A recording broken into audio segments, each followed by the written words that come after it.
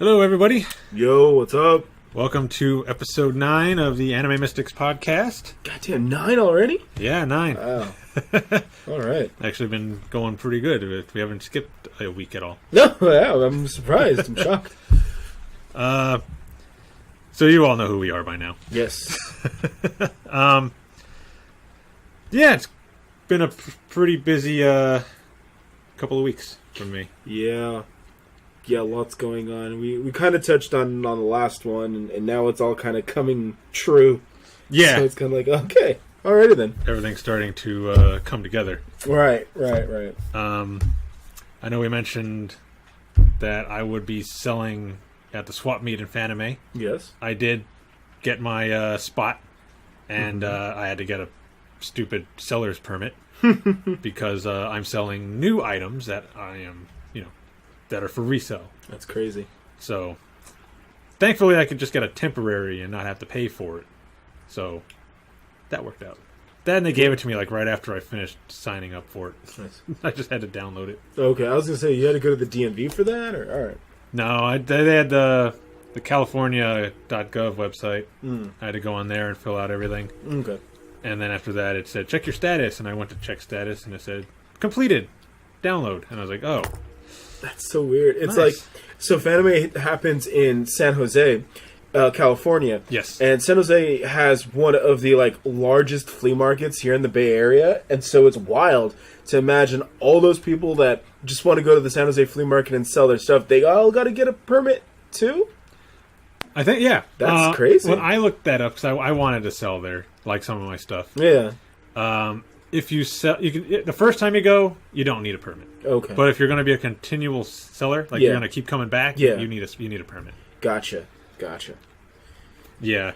I don't know, but it's only temporary. It's only for the 3 days because it does go into Saturday since the day on Friday ends at 1 a.m. Yeah. So, And just, just to make sure I went Saturday. Yeah. I'd go till Saturday. Yeah, and what's interesting is like I kind of hinted at, if you post that stuff online, I guarantee you people will come running. And sure enough, I was impressed with the people that responded to the post on the things that they were interested in. Yeah. Like the one guy who's like, I want the Pokemon stuff. And the other guy was like, I want the dog one. And I was like, what? Oh. I thought you guys would have been more into the Love Live and the figures stuff. and SOs. Only had a couple people ask about the figures. Or the Kirby. Kirby was pretty Kirby. popular. I was surprised no one asked about Kirby. Oh, actually, I did get one person. Oh, okay. Yeah. Okay. The one who wanted your Drake. Yeah. She asked about the Kirby's. And then your one friend wanted all of the Sanrio stuff. Yeah. It's Taribo is pretty impressive, I gotta admit. Yeah. Not only did it have current stuff, but it had stuff that I had never even seen before too. So, and then stuff that I was gonna probably consider buying at Fanime. At least not if at Fanime I would cross with eBay and all that and see who has the better deal and buy that. But after way later. But you've got it, so Yeah. I was like, I'll just take it now. So.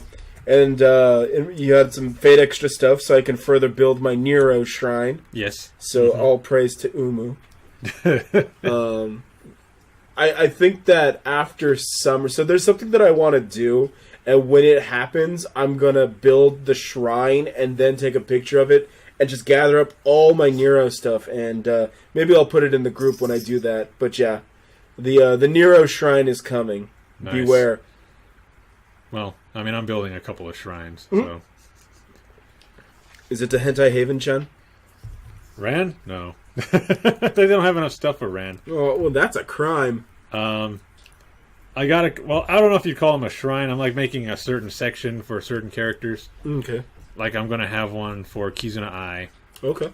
If I could find more figures and stuff for her, I'm going to find more stuff for Hestia. Okay.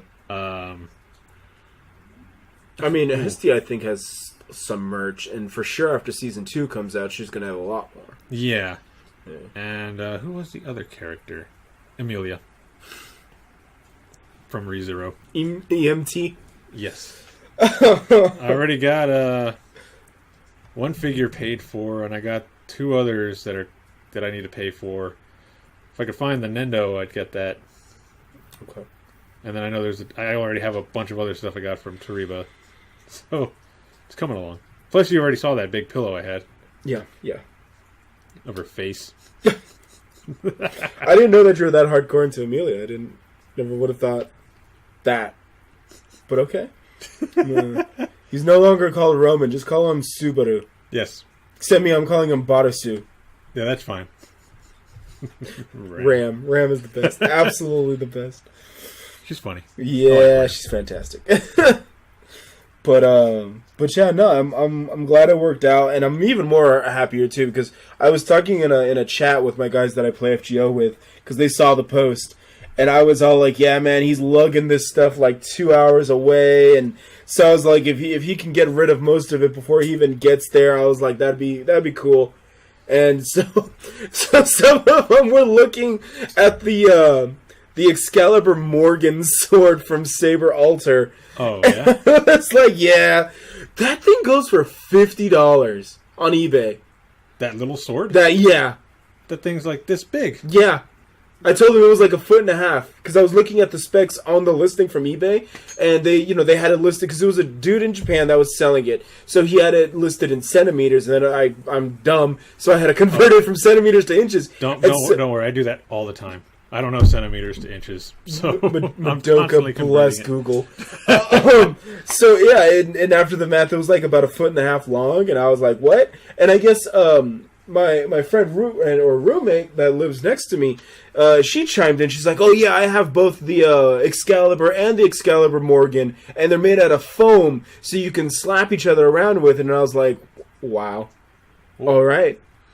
I found it another one that was for $40 on eBay. So I'm like, well, shit. Alrighty then. I think I'm selling it for $25. Might need to bump that. I think I do. Bump it. I mean, if you sold it for $35, you still would be good. I mean, $35, yeah. I mean, if you can't move it for $35, then you can drop it to $25, and then it'll fly. I guarantee you. If you put it at $25, the second guy that comes up is going to buy that. I may have to look into some of these things. Like, 'cause I didn't look on eBay or anywhere to look at prices. I just said, this looks like it's about $20. Yeah, I mean, you're right. Most of your Nesoberries are about $25 to $30 range. Yeah. So, for those ones, you're about right. The figurines, for the prize figurines, anywhere from like 15 to 25 is about right. If they were older figurines, I would say probably 40. But yeah, 15 to 25 range is about right. The clocks, I have no idea. Those clocks that you had, I can't tell. And then some of the other stuff like the Kirby things, I can't tell. Those pillows, I can't. Yeah, those ones I would recommend checking them out. Mm-hmm. Just hit up that Google tab and go for it. Yeah. And just kind of gauge it. If people aren't taking them for the price that you listed at, just drop the price a bit and see if that'll people will take. Yeah. Some of the more popular, like you had some Yu Yu Hakusho stuff. I would imagine that would go at almost any price point. Well, yeah. Well, it's also because collab with Badsmaru. Oh, okay. From the Hello Kitty Sanrio people. Yeah. So it's them and Batsmaru on the pillow. And I think those are the only Yu Yu Hakusho things I have. Yeah. Yeah. I was trying to get more. Like I know they had like cell phone covers and they had pocket watches, but I was never able to get them. Oh. Goddamn Torito. I know. They make stuff like that difficult to get because they make the claw really weak. Well, it's a whole racket. That's impressive. I know. But yeah, it was good times. I had a feeling that if we promoted it like that, people would bite. So, yeah, if you guys are going to Fanime and you see like the guy with 3 or 4 Rand figures, sorry, Hentai Haven-chan, that's Roman. So make sure you say hi and buy his stuff. Yeah, come say hi. I'll be there both days. Yeah, definitely. Let me see. I think the times. Thursday is from 7:30 to 12 a.m. So 7:30 p.m. to 12 a.m. Mm-hmm. And Friday is from 8 p.m. to 1 a.m. Okay. It's weird times, but... And nothing on Saturday? They don't have it on Saturday, okay. I think Friday is the last day for the swap meet. Okay. Otherwise, I'd be there Saturday too. Okay. I mean, I'm probably still going to go because, I mean, I got a weekend badge. Yeah. So I might as well just go and hang out. Yeah. See what's going on. Absolutely. Yeah. Spend some of that money I make. Yeah. Put it right back into the con. Oh, man.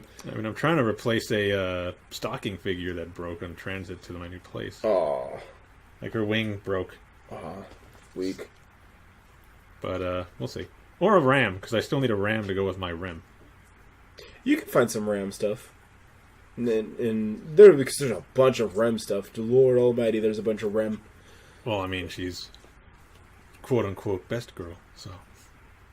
Whoever says that is a goddamn liar. Don't you trust them? Just about everybody I hear talk about ReZero says No, Ram well, is they're best wrong. girl. Just about everybody is wrong. Then Yeah. Ram, best girl. Ram. Quote me on that. You can write that on my grave. Ram, best girl. Put a picture of some RAM for a computer on there. Yeah. So, yeah. Yep. But I mean, yeah, if you're hanging around, I mean, what is it? Friday we have the Cells at Work gathering, which I'll be a part of, and then Saturday will be the Fate gathering, which I'll be a part of as well. So that's looking like it should be pretty fun. And yeah, I mean, personally, after that, my agenda is just walk around and drink. You know, compared to what I was doing last year, I was going out of town almost every 5 weeks. Honestly, on the average, it was about every 5 weeks I was going somewhere. And so this year, I didn't go anywhere. So Fanime is actually one of 2 vacations, quote unquote, that I have planned for this year. So I'm just gonna live it the fuck up. And then Evo in August, and that's it. And then I'm grounded for the rest of the year. Wow. So, yeah. But you know, I think it should be fun. Any photos that I take, I will probably upload them to the Anime Mystics Instagram, Nice. and so then we'll just share the link in the group. I have some projects that I'm involved in, so again, I'll be uploading all of those. So take a look. I have a cosplay friend who's coming from out of town, so maybe I will coordinate with her. And Roman and I kind of talked about getting her on one of our episodes or a podcast or something. So maybe we'll all talk with her and coordinate with her, get her on Skype or something, and talk to her. So she'll be coming down, and I'll be coordinating with her for a bit. Cool. And yeah, you know, I it's one of the reasons why I was watching all this anime and stuff is just to be prepared, because, you know, they're gonna be all over it. You know, there's gonna be some crazy stuff. Yeah. And if you're not caught up all the way to like almost the Wednesday, the week of Fanime, it's like you're behind. Like they'll debut a character on Wednesday night, like day -1 of Fanime, and some crazy son of a bitch is gonna be like, I'm gonna cosplay that, and then they're gonna show up on Saturday at Fanime and be like, oh yeah, I just debuted this week. It's like, jeez, Lord Almighty, Cosplayers are crazy. they are insane, and Madoka bless them. Yeah. But I mean, if they're able to pump it out like that, then, you know, oh yeah, good for them. oh yeah. But yeah, and I guess we'll just, after Fanime, we'll just come back and talk about it, I guess. Yeah. We'll do a post-con report. Yeah. Talk about the convention, what cosplayers we maybe saw. Yeah, definitely drama. Maybe talk about some of the panels, if there were any interesting ones. So my personal friend actually runs Cosplay Wrestling Federation. Okay. That's Sunday night. And it's more or less exactly what it sounds like. So there's no physical wrestling. It's basically just the promo parts. So that's the part where the wrestlers kind of come out and talk smack to one another, or talk smack about what's going on. And pretty much the gist is that they do it in character. Well, I mean, according to South Park, that's all wrestling is. Yes, you and South Park are correct. And it's like, I actually thought about one day getting them on a podcast as well, because maybe before we do that, we'll upload some of their clips. Yeah. Because they record it all the time, and in some instances, like Kraken Con, they actually live streamed it. So they got their Twitch channel and they live stream it. Nice. And he's been getting invited to cons like all up and down California. He got invited to some East Coast cons. Some in Seattle. I believe like a couple weeks ago, they actually had 3 shows in 3 different conventions across the country. Okay. So, it's something that I remember when we were in just a small, medium-ish kind of room almost 5 years ago, and I was. They were trying to hype up the crowd, and then my dumbass had to go and then, like, shout stuff out to get the crowd hype. And then at the very end, I basically jumped out there and started to do a yes chant like Daniel Bryan, just to kind of get these guys motivated and chanting and stuff. And a year after that, it was just kind of, like, surreal, because the crowd kind of took over for me. And I just felt like, wow, I don't need to get this crowd motivated anymore. They get motivated themselves. And so it kind of became its own monster, I feel. And it's crazy, because it's pretty much like the Wild West of a Twitch chat room, where anything goes. It's vulgar, it's disgusting. They'll shout some of the weirdest, stupidest stuff. I'm trying not to cuss, by the way. And it is an 18 plus, so you might get ID'd at the door if you do decide to come. But, it's also pretty creative. You're always kind of, like, curious as to, like, who's going to come out? And we've had the Final Fantasy 15 boys, like Gladio. Oh, really? And he was surrounded by, like, Noctis, Ignis, and all of them. We've had Bucky, Winter Soldier come out. Wow. The current champion is actually Francisca Von Karma. And she actually beat from Ace Attorney. Right. And she beat Phoenix Wright for the belt. She took the belt from Phoenix Wright. In astounding fashion. Nice. When I first attended, the current champion was Afro Saiyan, who is basically like dude with the fro in Saiyan armor, and his whole shtick was Vegeta if Vegeta was the Rock. Oh, okay. Rock Dwayne Johnson. And he won at Anime Los Angeles ALA, and then at Fanime, he lost to Dio from JoJo's Bizarre Adventure. But Dio, he didn't just do like Koyasu Takahito's Dio in the anime. He actually styled himself after JoJo Abridged. So he talked in the lame 1994 OVA style that they mocked on JoJo Abridged. And they had to explain that to me. They were like, you didn't catch that? It's like, no. It's like, didn't you think it was kind of weird? He had this dumb British accent? And I was like, oh, okay. And so, yeah, it's crazy. But, it's interesting. It's super creative. And, it's something that, although I'm more of an intendee now, it's kind of interesting to see something that I helped him. And so, and this son of a bitch too, I always give him crap for this, because I told him after that show, I was like, you all need to start selling merch, man. Y'all should like make some t-shirts or some towels or some buttons or something, man, because these fans, they'll buy it, man. Imagine that. And he's just like, yeah, okay.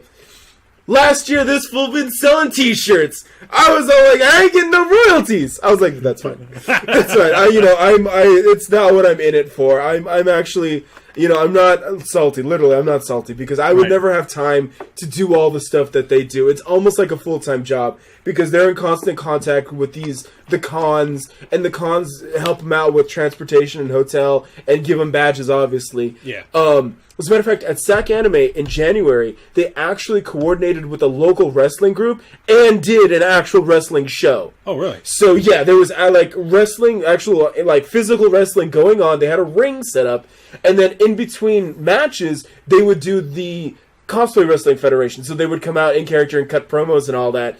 And it was also funny, too, because when the wrestlers themselves, the physical wrestlers would come out, they would try to, diss or make fun of the con, being like, bunch of nerds and stuff like that, because he's a heel, he's a bad guy, so you gotta insult the audience a bit, so it was crazy. And they've been doing that a little bit more often too, where they're coordinated with local wrestling leagues to do physical wrestling matches. And so like I said, it's becoming bigger. That's not going to happen at San Jose, though.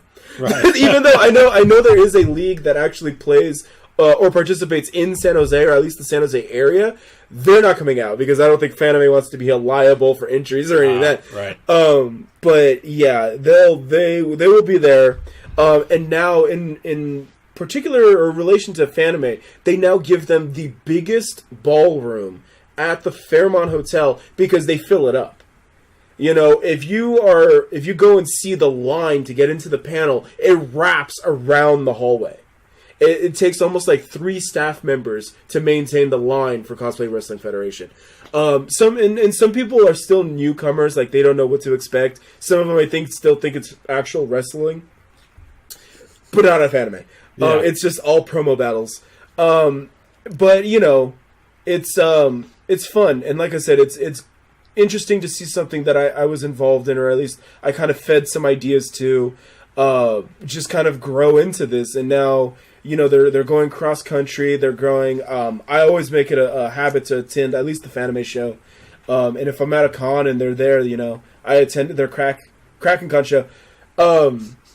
At the Kraken Con show, what's his name? Oh my god! Oh, that's eating me alive. What's he from? The director of The Room. Oh, well, Tommy Wiseau. Yeah, Tommy Wiseau won. They had a The guy, yeah, Tommy Wiseau. Well, the guy was cosplaying Tommy Wiseau, so he's all like, "Why you want to be in cosplay wrestling?" And he was going against Chun-Li. And he's like, "Why you want to be in cosplay wrestling? Go avenge your father. Live your dreams." And so Tommy Wiseau won. You know, that's how it goes. Apparently, it turns out they were actually like engaged. The lady that played Chun-Li and the guy that played Tommy Wiseau actually were engaged to each other, and the fact they made it to the grand finals was kind of like just weird. But that's the kind of whack stuff that happens. But you know, I think I'm gonna have to segment this all on its own, Cosplay Wrestling Federation. But like I said, Fanime should be interesting. Check them out. Like I said, Cosplay Wrestling Federation, CWF. They have a Facebook page. If you Googled it, I'm sure you'd find them. Yeah. And yeah, come out, support them, check them out. If you like it, excellent. Tell them that you love it. If you don't like it, tell them that you don't like it because they want to improve. They're always looking on how to improve. And they like it. You know, it's something that we all rally against. We always have an after party in my hotel room. It's just become the tradition. And you know, and Lasheda is my CWF waifu. So I'll wrap it up there. I'll leave it there. And yeah, hopefully you guys, if you're listening to this, you're at Fanime, check them out. It's gonna be on Sunday night, usually at the Fairmont. But look in your program guides for the exact details. Yeah. So yeah, I'll have everything in the program. Yeah, for sure.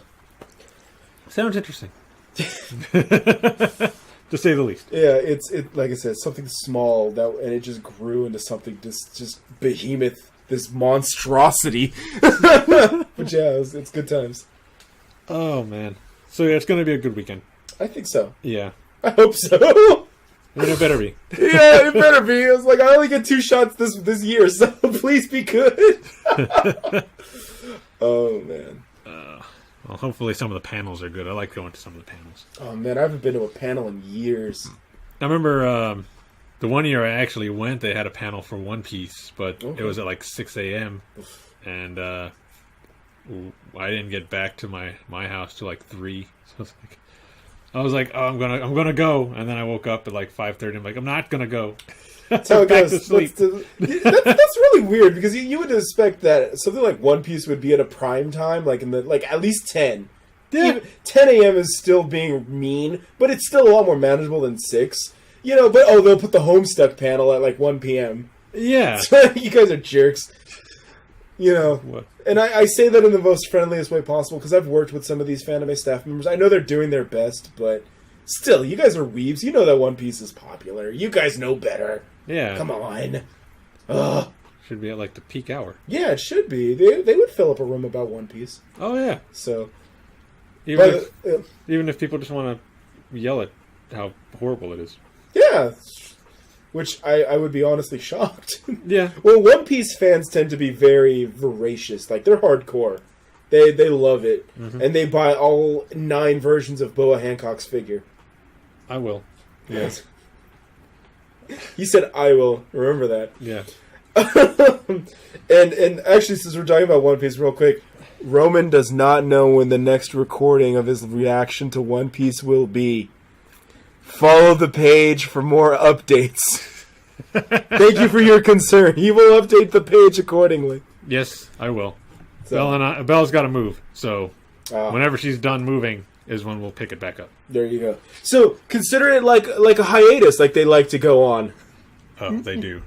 Well, at least the manga. Yeah. The manga will always be like, oh, we're not going to be doing anything next week. Come back the next week.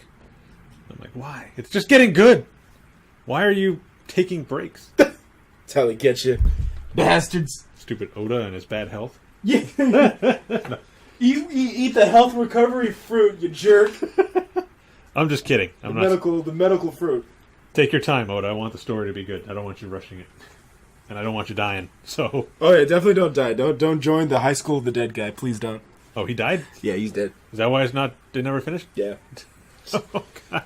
He stopped to play Idolmaster, and then the next thing you know, he's dead. Sucks. Wow. But if we learn anything from that, it's never play Idolmaster. Correct. That's why you play Bang Dream. Yeah. You're like, nope. That's the kiss of death right there. Stay away from that. Man. So, maybe we should get into our anime. All right. Well, actually, I'm going to... Or did you have anything else? We wanted to talk about Avengers. Yes. Do you want to do... We can do anime first, though. We can do anime first and then Avengers. Or do you want to do Avengers first, then anime? You know what? Let's do the anime first. Okay, we'll do anime. We'll do Avengers. Okay. So go ahead then and... Okay. Pick one. Where are we starting? Let's see. Let me see. You said you want to do Rising of the Shield Hero last. Yeah, because that's going to be the longest, the most in-depth one, at least. Yeah, I'm going to cross this one off because that's finished already. Let's do We Never Learn. I know you've watched that now because you got that on your page. Yes. So yeah, I'm caught up 100% on that right now. It took me another week because I skipped 1 week. Nice. So I had to watch 2 episodes Saturday. Okay. It is still difficult for me to pick a best girl in that series. I think I've just decided that they're all best girl. I'm clearing my comments right now because I'm thinking of what to say, but obviously, and I apologize, I'm still not familiar with their names. We're on episode 6. I still don't remember their names. Takamoto? Takamoto? Is that the one with the glasses? Rizu. So Rizu is probably like just underneath Swim Girl. Obviously, Swim Girl is definitely the best, and I've been recommending this show now to other people, especially like some of my female friends, and they'll all come back like, yeah, Swim Girl is the best. I was talking with my friend Monday night after we went to the bar for movie night, and he was also saying, yeah, I haven't seen the show, but Swim Girl looks like best girl, and I was all like, is she even on the female rankings? Female character charts? I did not see this latest week's. Me neither. But I didn't see her in the last one. Of course. Let me guess, the literature girl is probably on there, huh? Well, the other 2 are on there. The other 2, yeah. I believe it. It's just... I was concerned, though, because when I saw her, I was like, oh, yeah, she definitely has the best design. Then they made her out to be the childhood friend, and I was like, uh-oh.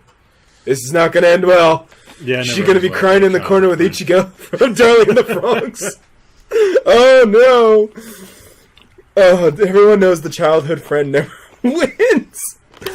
But then I was like, wait. Orihime from Bleach won. So there's hope. There is hope. And, well, from what I understand, these aren't even all of them.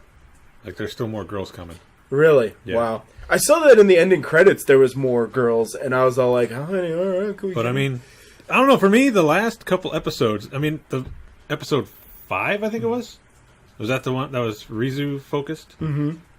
That one made a good case for her. Yes. That's where I kind of like... Very good case for her. Yeah. But then the one after that made a really good case for Uruka, which is the sports swim girl. Yes. And I was like, Jesus, what are you doing to me, show? Yeah. That's how they make you buy all the merch. They're like, you thought you had one best girl. They're all best girl. And you're like, fuck, now I need to get all the Nendoroids. I even like the literature girl. What can I say? Yeah, I mean, I'm not opposed to her. I just want to know more.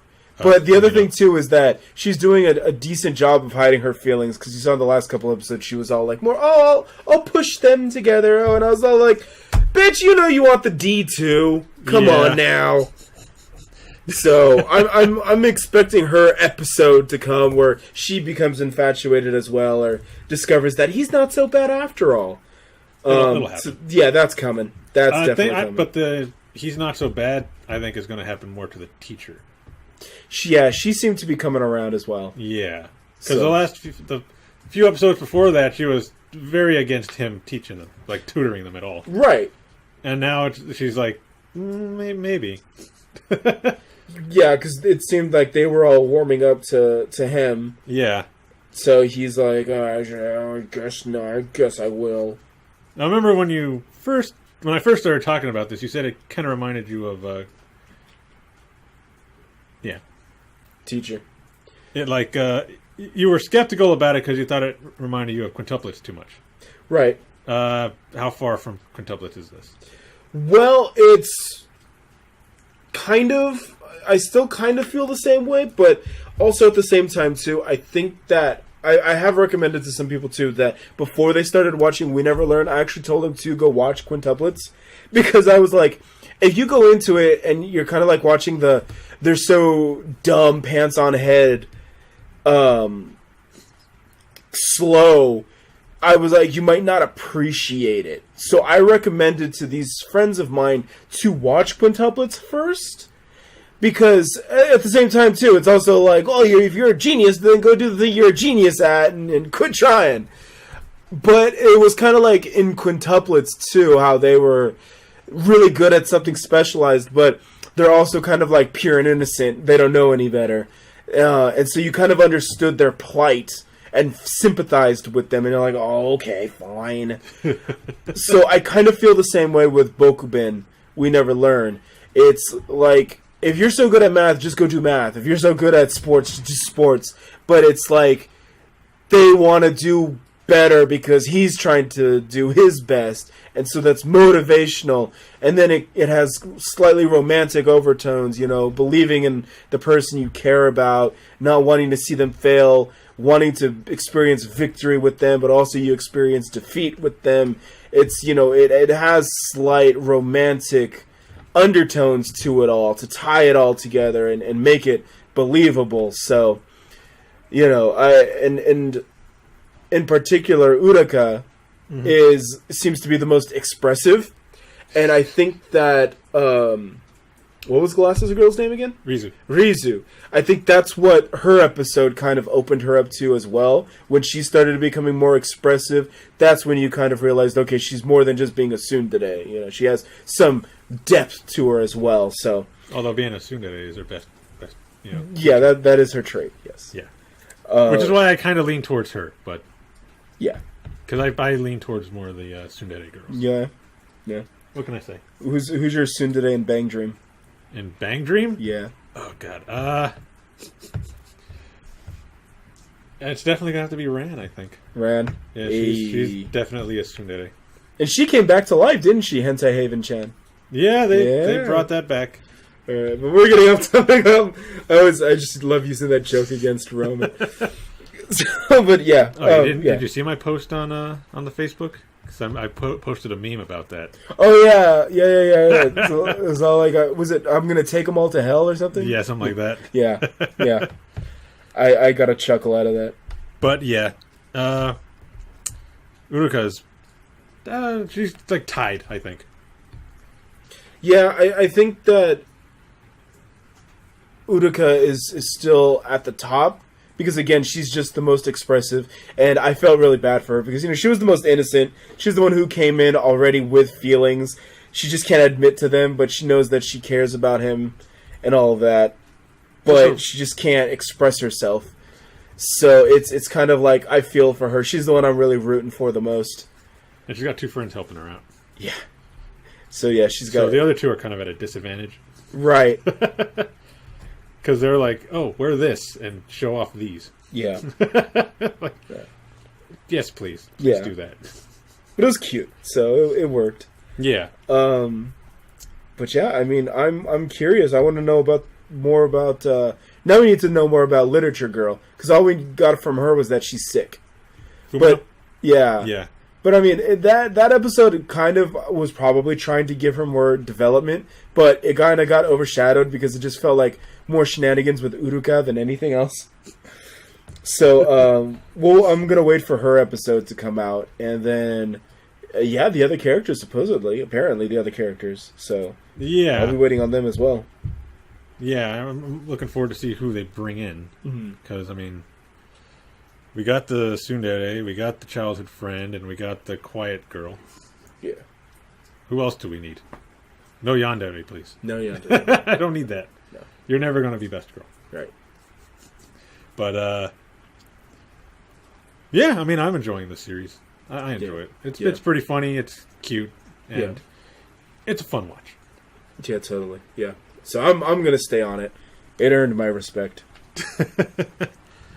All right. Go to Senko-San. All right. Because it's like the only lolly that I'm like into. So what's funny is that I appreciate all the references between Senko-San and Tamamo from Fate. Because Tamamo also is trying to be like, the wife, the best housewife and all this. And she's also a kitsune, fox girl, my fluffy tail and all that.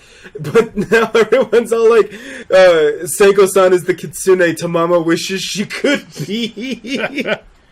And they're making memes about Senko-san just bullying Tamamo. Wow, I haven't seen any of those. Oh yeah, no man. I shared a couple weeks ago now, maybe about 3 weeks ago. But I'll see if I can dig them up, and then I'll forward them to the group. But yeah, it's pretty impressive. And yeah, I was gonna screenshot that where they were like, they're a couple, but she's hundreds of years old, so it's okay. And it's like, well, they're not wrong. Yeah. So 800? Yeah, 800 years old. 800 years old. So, and what's funny was that there's people that are making memes and all that, and they're still trying to vilify that. Like, it doesn't matter how old she is. It's the shape of the body. And I was like, don't midget shame. All right? Short people have feelings too. All right? The vertically challenged do matter. So don't be hating. Yeah. Ha ha. Legal bitch. So yeah, I liked. Oh, you haven't seen this week's episode, huh? Yeah, I haven't seen this week. Okay, so then I'll just keep it in relation to others. I liked Shiro. Shiro was pretty fun. Oh, she's funny. Yeah, she's it's a little more open, except with the tail. Correct. Yeah. And head pats though. Yes. Head pats are welcome. Yes. Which is funny because we just said that, she's not a loli, but lolis are for head pats. So that reinforces the loli look, but not the nature. So I took a screenshot, actually, from this week's episode, and I captioned it as Senko-san Kitsune no Dragon, or Fox Maid. Fox Maid. Yeah. Because I was like, honestly, they're almost like the same thing when you really think about it. Dragon Maid, Kitsune Maid, same thing, different day. Yeah. But I mean, again, it's like the formula worked, so, and both caretakers love their master, and it's romantic comedy. Other characters show up to make shenanigans, and the only thing that Dragon Maid did not have was Super Toru time. Oh, yeah. With like Senko-san, with Super Senko-san time. The point of view. Yeah. At the end. Yeah. Where it's like she's talking to you. Yeah. Yeah. But no, it's adorable, and it's pure, it's innocent, and in this day and age, you can't ask for a whole lot. Did you see that article that they tried to write? Was it Kotaku? No. I might cuss because this kind of triggers me. These motherfuckers they're over here trying to say that Senko-san is too much. And I was like, the hell is your problem? Too much what? Wholesomeness? Yeah, too much wholesome. They were like, it's unrealistic. And I was like, what's unrealistic? If you care about someone, you want to take care of them. You want to see them be well and do well. You know? What's wrong with doing a nice act for somebody? God, how cold inside are you? Yeah. Be like, Senko-san is cute, but she doing too much. Like, shut up. Man, you out here living in an apartment with 7 other people eating ramen. Imagine if you had someone cook that ramen for you. Even that simple act would make you feel good. So I don't want to hear it. You know, people are just hating that's unrealistic. You know, it's not Senko-san's fault that you're miserable and single. Okay? I mean, it's the whole point of the show, though, is that she went to our world to take care of this guy. To prevent him from being miserable. Yeah. So it's all like, well, that bitch ain't making me not miserable. I'm gonna be miserable. It's like, oh my... These people, man. You go ahead and be miserable, but let us have our show. Right? It's like... Ugh. Once again, I'm throwing the disclaimer out. You're entitled to your opinion, as dumb as you can make it, but still, man. Some of y'all just pick the wrong battles, dude. Just pick the wrong fights. You know, it's like... And again, there's not even, to my knowledge, there hasn't even been loot. There's like, what, a bath scene. Yeah. And that's like, there was no like, oh, she tripped on soap and oh, you know, it was like... No, there was nothing like that. Yeah, it was not lewd at all. It's like, I don't, you know, even when it tries to be fan servicey, it's not awful. You know, it's not Senran Kagura. You know, it's not even Dragon Maid. No. So it's, and still people had a problem with it. So people find anything to complain about. Yeah, which is true. You know, and then I complain about their complaints. Yeah. Because that's what I do. And then watch, somebody's going to come and try to complain about me complaining about someone complaining. So, and then we just kind of circle jerk each other like this, I guess. But, you know, yeah. I'm honestly, I don't say this even with being, like, having ill will. I honestly am trying to help people understand what the creator's intentions are. You know, they're not trying to be like, ha ha, you'll never get a Senko. It's not it at all, man. They're just trying to say, like, hey, this is a positive experience and I'm going to put it in a story for you. This is nice. It's sweet, you know? And it's like, romance is not dead. You just need to kind of work for it. But if you try and you look and you work towards it, you can find a Senko-san. Yeah. So, same like I told you months ago when you can find a Raftalia. You just got to work for it. It's not going to fall into your lap. Nope. You're not going to get hit by a truck and transported into a magical world. Or, in Senko-san's case, she's not going to come out of the temple in the forest. Nope. Alright? You got to work for it. But it is out there. You can find happiness as well. So don't take it out on Senko-san. Alright? She's just doing her best. And Shiro. Yes. But, she's got to let you...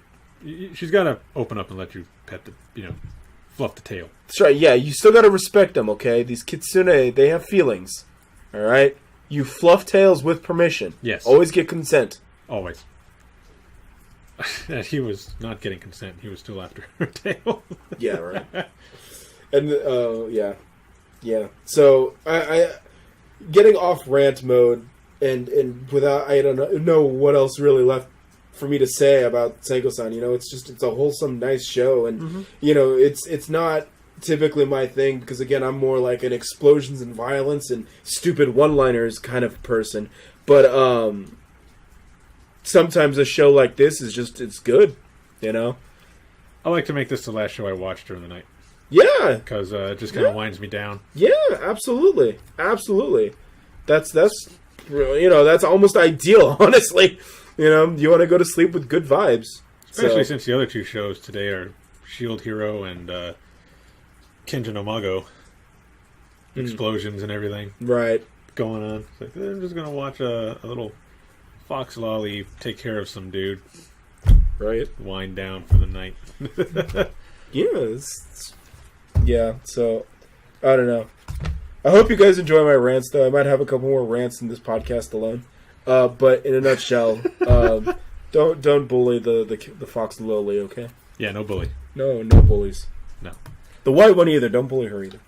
Yeah, don't bully her either. Next anime. What's next? Let's see. What have you seen?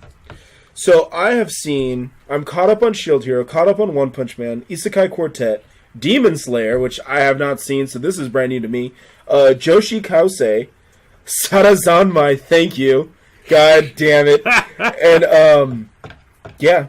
So let's I'm gonna save Sarazanmai and I'm gonna save Demon Slayer and Isekai Quartet because those are the ones that I have the most to say. So let's start with Joshi Kausei because that one's kind of, I think, it's quick to talk about. So it's like what Roman said. It's three girls. It's their shenanigans and their adventures. They don't talk. No, they make little noises here and there. Yeah, they make like groans speak. and everything. But it's interesting too because it's kind of like vibes of Oshiete Galko-chan. I don't know if you ever saw that one. Please tell me Galko. No, I know the show. I just haven't seen it. Okay. It's kind of like that. It's just kind of like Adventures of Girls. Yeah. And it's, you know, the most recent episode actually made it to Sankaku Complex because I don't know who that was. And the one, was it her mom or her older sister or something? And she just kind of... it was her sister. Is her sister? And she just collapsed on her. And so Sankaku Complex got all heated and excited. They're like, ooh, Yuri moment. Ooh, new Yuri anime. Ooh. And I was like, yeah... Talking about just after we left Senko-San talking about fan service. That's fan service. Yeah. You know, and it was like, but even then, it's like their clothes were all on, you pervs. So it was like, on, you don't see any panties on. Yeah, so it was just dumb fun. And it's nice. It's another show that it'll just make you laugh that it's just so dumb. But it's only 3.5 minutes. Yeah, it's really not the end of the world. So yeah, that's one. And just like me talking about it right now, quick in, out, go watch them, you know. I don't know what to tell you other than go watch them, because they're so short. Yeah. It's like, what can I tell you? One episode is them slapping their knees together, the other one is them on a skateboard. I mean, you know, and that's it. That's like really it, you know. And then the restaurant episode, so... oh yeah, I loved that one. Yeah, that one was good. The waitress at the end, like, what the fuck? So Joshi Kausei, check it out. It's on Crunchyroll. If you got it downloaded, it's not the end of the world. Yeah, 3-minute episodes. It's a fun watch for 3.5 minutes. Hey, you just need something to watch really quick before you go to work or something. Just check it out for real. Or school, you know. I don't know. Whatever you got going on. Yeah. Moving right along. One Punch Man. Okay. Did you say that you were caught up with this week's episode? No. Because Bella and I are not going to record. She watches that with me. Got it. So we watch that on Saturdays when we do One Piece. Okay, so how far behind are you? I just haven't watched this week's. Okay, so in that case, you honestly actually haven't missed a whole lot. They're still in the middle of the tournament. Okay. So what was funny about the whole thing was that One Punch Man is Shonen Jump? Yes. So it followed the Shonen Jump trope in that it needed a tournament. Mm-hmm. You know, it's like, when Naruto had a tournament. It's like, what? Why does Naruto need a tournament? It's all like Chunin exams. Like, God fucking damn it. And I really think that the whole point of the tournament arcs or the trope is just to kind of show off all the characters' powers. And then it's all like, because even like after Naruto, it was like they had a tournament, they were all beating each other up, but then the very next time they're all like fighting together, and they're like, oh, you thought that power that I showed off at that tournament, or you thought that was my only power I had? No, my secret weapon. So it's like, it's built to kind of display them, but it doesn't like showcase them, or maybe it's the other way around. Maybe it is to showcase them, but it doesn't display all of what they can do. So, and it's just a quick way to show off all, because Shonen Jump titles, let's be honest, man, they all got like 70 characters. So what better way to get all 70 of them out there than a stupid tournament? So it just like rapid fire, just boom, boom, boom, boom, boom, boom, you know. I mean, at least in One Piece case, it took like 600 episodes before they did a tournament. But it eventually had a tournament. Eventually. Yeah. Yeah. I think the only one that didn't have one maybe was like Kenshin didn't have one. JoJo didn't have one. And Fist of the North Star didn't have one. Well, I mean, all the tournament arenas were destroyed. Yeah, exactly. So they had a Coliseum in the middle of nowhere, but, you know. nobody's going there. Yeah. But yeah, I don't think any of those had any. Yeah. I haven't seen JoJo, so I don't know. Yeah. But I think you've watched all of them. You would know. Yeah. And oh yeah, Kenshin. Kenshin didn't have one either. Yeah, no, he was too busy wrecking fools. And I think Shaman King, that whole thing was a tournament. Yeah, right? Here, I'm going to show you. Look, it's the purest nun of them all. Nice. The purest of holy women. Oh, man. So, I should compile all of the edits of Kyoto's Rio picture. So they've been just putting everybody in her little nun outfit. Oh, yeah. With all the different faces. I've seen some of those. Yeah. But yeah, I mean, that's really it. I mean, this week's episode is just a continuation, you know, and like I said, it's right where you left it. It's monsters are invading and Saitama's in the tournament. Yeah. You know, we gotta, yeah. Which actually is only in the Shonen Jump version of the manga. One's comic does not have a tournament. Interesting. So it was added in by, I guess Shonen Jump. Big surprise. Asked for a tournament or something. I don't know. I don't know the story behind it. You know, it's probably in the contract. So, do you want your manga featured in Shonen Jump? Then you have to give us a tournament arc, or give us a damn good reason why. Yeah. So, was it Watanuki or whoever was the mangaka from Kenshin? He's like, well, this is in like the 1800s, and Kenshin is going to Kyoto, and they're like, I guess no tournament. And then for Fist of the North Star, they're all like, and what's your excuse? Hokuto no Ken is an unbeatable 2,000-year-old martial arts. Accepted. No tournament. So that's the running joke is that I always get pissed off with shows like DBZ or Bleach where the main character is just unexpectedly just stronger. So like there's just no rhyme or reason. It's like, why did he become Super Saiyan in the first place? Because he got really mad that Frieza blew up Krillin. All right. But Fist of the North Star gave themselves an out. Because right in the beginning of the show was the very first thing that Kenshiro does. He explains Hokuto no Ken, his martial arts style, is an unbeatable 2,000-year-old martial arts. So it's like, well, why didn't Kenshiro lose that fight? Hokuto no Ken is a 2,000-year-old unbeatable martial arts. Well, Kenshiro just punched a tank. Hokuto no Ken is an unbeatable 2,000. It gave itself the excuse right out the gate. But these other dumbasses don't do that. They don't do that. Like, even with Luffy in One Piece, it's like he ate the rubber fruit. But why is he invincible? You know, it doesn't make sense. If they would have said, Gomu Gomu fruit is an unbeatable 2,000-year-old martial art, I would give them more slack. But they don't do that.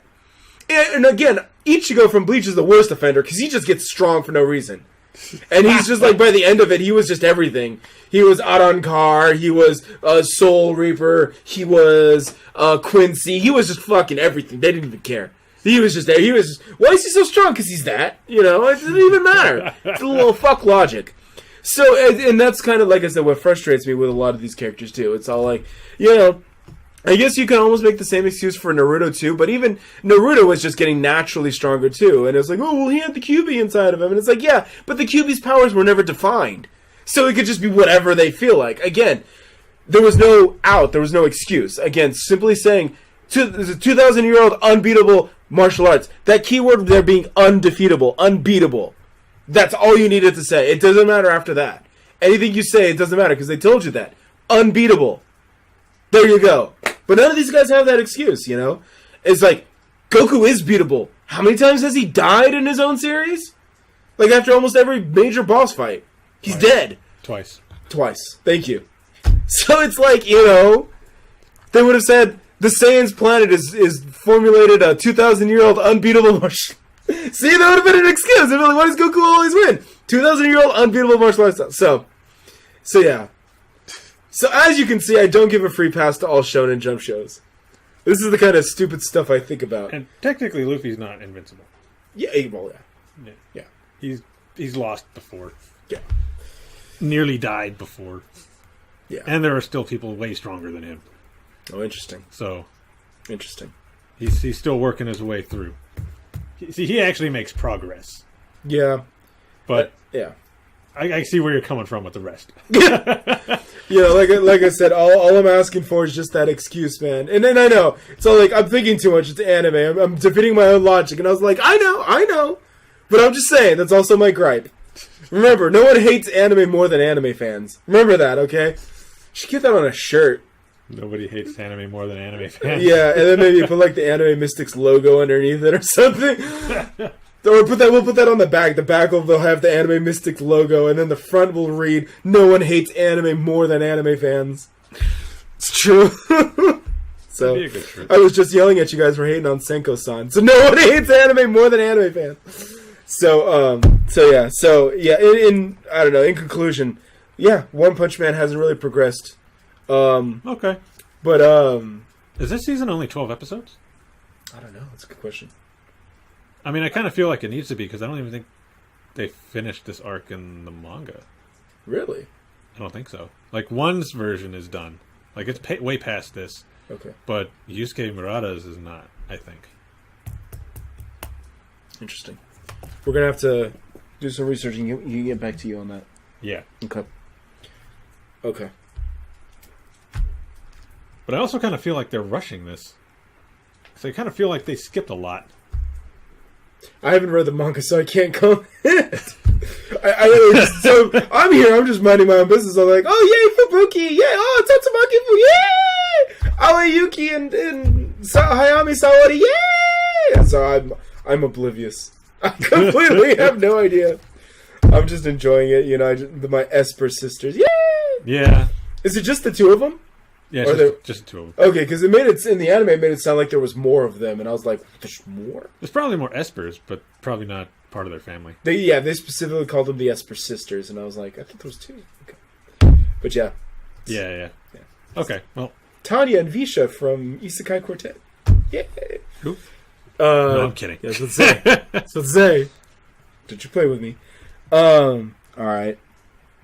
So I'm gonna move on to Shield Hero 2, since most of the other stuff I'm more excited about, but also because I think we're in the same boat. Right, so you did not watch this week's episode? Yes, I did not watch this week's. I will watch it as soon as I get home. Okay. But last week... Okay, with the Pope? I knew exactly who he was going to run into. Stupid spear hero. Because the other two were busy possibly dying. Yeah, getting nuked. And according to him, they're dead. But he didn't see a body, so he's just going by what's-her-name tells him. Yeah. As usual. Which has me curious. I don't know if this is all from the manga still. Is this still following the manga? I have no idea. Yeah. I have not read the manga. Because what did they say? This is supposed to be 24 episodes, right? Yeah. And this is already like episode 20? I thought this week was 19. Okay, yeah, then you're right. Because then I'm getting confused with the preview that said episode 20. Oh, okay. Okay, so that makes more sense. Yeah, it just kind of feels like it's going to kind of give us a generic ending, and then they're going to end the TV series with them looking off into the sunset like, our adventure's just beginning, you know? Yeah. And then it just leaves it wide open for them to come back in 3 years. Hopefully not 3 years, but... No, this is too popular. It'll be back. At least a year. Yeah, by next year it'll be back. Full of slime. Oh, slime. Did you see what I tagged you in? The Rising of Slime Hero? Oh, yeah, I did see that. Figured you would appreciate that. I wasn't sure if you were going to share that to the group or not. Did you share it? Well, I was at work, so I didn't Okay, share it. I'll share it. I'll share it later. So you guys can see the Rising of Slime Hero. Yeah. But yeah, no, it's kind of a twist. It was the church all along. Ah. Nobody expects the Spanish Inquisition. Why has nobody memed that yet? Why has nobody fucking memed that? Maybe we should meme it. Dude, we have homework now. We have homework. Don't upload this podcast until we've memed that. All right. Be sure to put your watermark on there so no one can steal it. Anime Mystics. Yeah. So there was a page. I'm just making a conspiracy theory. I took that screenshot of Ram evil smiling in Isekai Quartet, and then the next morning I wake up, some Facebook page took my screenshot and put their watermark on it. And I was like, "You son of a bitch!" And so I'm like thinking, I was like, "Is somebody on my friends list an admin for this page?" It's like you're just taking my PlayStation screenshots. It's like I don't care, it's whatever. As long as people are getting enjoyment. It's the same thing with these podcasts. As long as people are having fun and laughing and getting enjoyment out of it, that's fine with me. I just think it's ironic and funny and to me dumb that people are just using stuff that I made or said and like and I'm just like I did not expect that. But carry on. But I mean, taking it as our own though. Yeah, I mean, what can I do? There's no way to watermark or anything. I mean, I could edit them, but when you upload from PlayStation to Facebook, it goes into its own album. Yeah. And it's really weird too because you can't really edit it from your phone. You have to actually log in, and then you have to click on the picture, and then on the picture do edit, and then you can kind of do more editing. But it doesn't give you the activities options. So that's why I have to actually put the name of the series in the comment. Right. And because I can't do it on the status. When I share it to the page, I can just write it on the status. But it's just weird.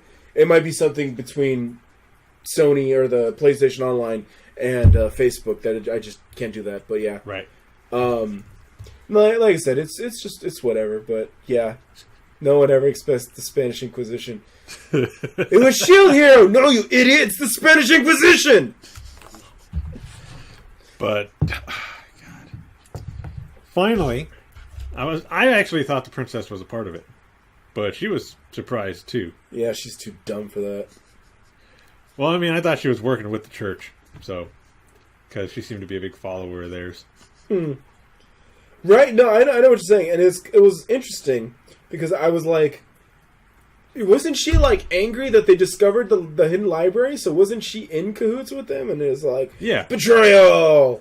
Also, here you go. I'm not going to spoil a whole lot of this week's episode, but there you go. To make you feel better. I'm glad they say it in the show. Well, so this screenshot, mark my words, is going to be on an anime page in the morning. Probably. It's you're welcome. I'm giving you guys free content. Enjoy. Oh, God. So... but yeah, well, hopefully by the next podcast we're caught up, and it's almost like the same thing in between what we saw from the last podcast to now. It's still more kind of exposition. Yeah. So you honestly haven't missed much. It was still kind of Spear Hero still had his head up his ass. So you're. I don't know how.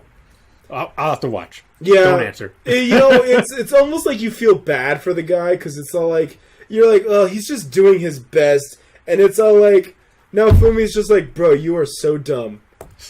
And it's again, he's just trying to do his best, but when you white knight so hard that your logic and reason just go out the window, it's man. You're the worst. And it's all I'm sure that he's strong. I'm sure that he has the best of intentions, but because he doesn't think, he gets everybody in trouble. Mm-hmm. And I don't like the guy. Royal thoughts. Royal thoughts. But apparently the church is taking over everything now. Yeah. They captured the queen? Is that what they were showing in the last episode? You'll find out in this week's episode. Or, well, at least today's episode. Okay, I'll find out then. So yeah, because they kind of go into that. So I'll kind of leave it there. Okay. But other than that, it's kind of today's episode too is also a little bit more of story and exposition. So I feel that's why I said that they're already kind of building up to the end of the series. Right. So that's why I kind of had to question it about what's going on. But yeah, I think by the time we get to the next podcast, we'll get a little bit more story and whatnot. We'll be able to talk a little bit more about everything that's going on and all that. But just know that today's episode was primarily story and build up. Okay, that's cool. So I can deal with that. I do like the story build-ups. Yeah. Because then it's just not random stuff. I don't mind that in a random show, but this isn't a random show. No. like Pop Team Epic. If it's Pop Team Epic, fine. Pop-Tino, everything goes. Or even Nichijou. Oh. See ya. All right, so so, that was Shield Hero. Doing a timestamp here. Yeah. Which I've been forgetting to put into the comments of our videos. I'm going to have to do that for this one. I mean, I've got Saranzanmai, Demon Slayer, and Isekai Quartet. So I'll do Saranzanmai. Okay, yeah, let's start with the weird one. Yeah, because the other two I legit like. So, Saranzanmai, I'm still on the fence about. I honestly was on the verge of dropping it, because I was like, this is too weird for me, bro. I couldn't make sense of it. But I think what kind of kept me coming back was, it was as bizarre as Roman made it sound out to be. The Kappa came, ate the kids, crapped them out, and they became Kappa in an alternate dimension reality world. And from there, they fight people's evil desires, which are apparently being harvested by evil aliens? Are they? I thought they were otters. Otters?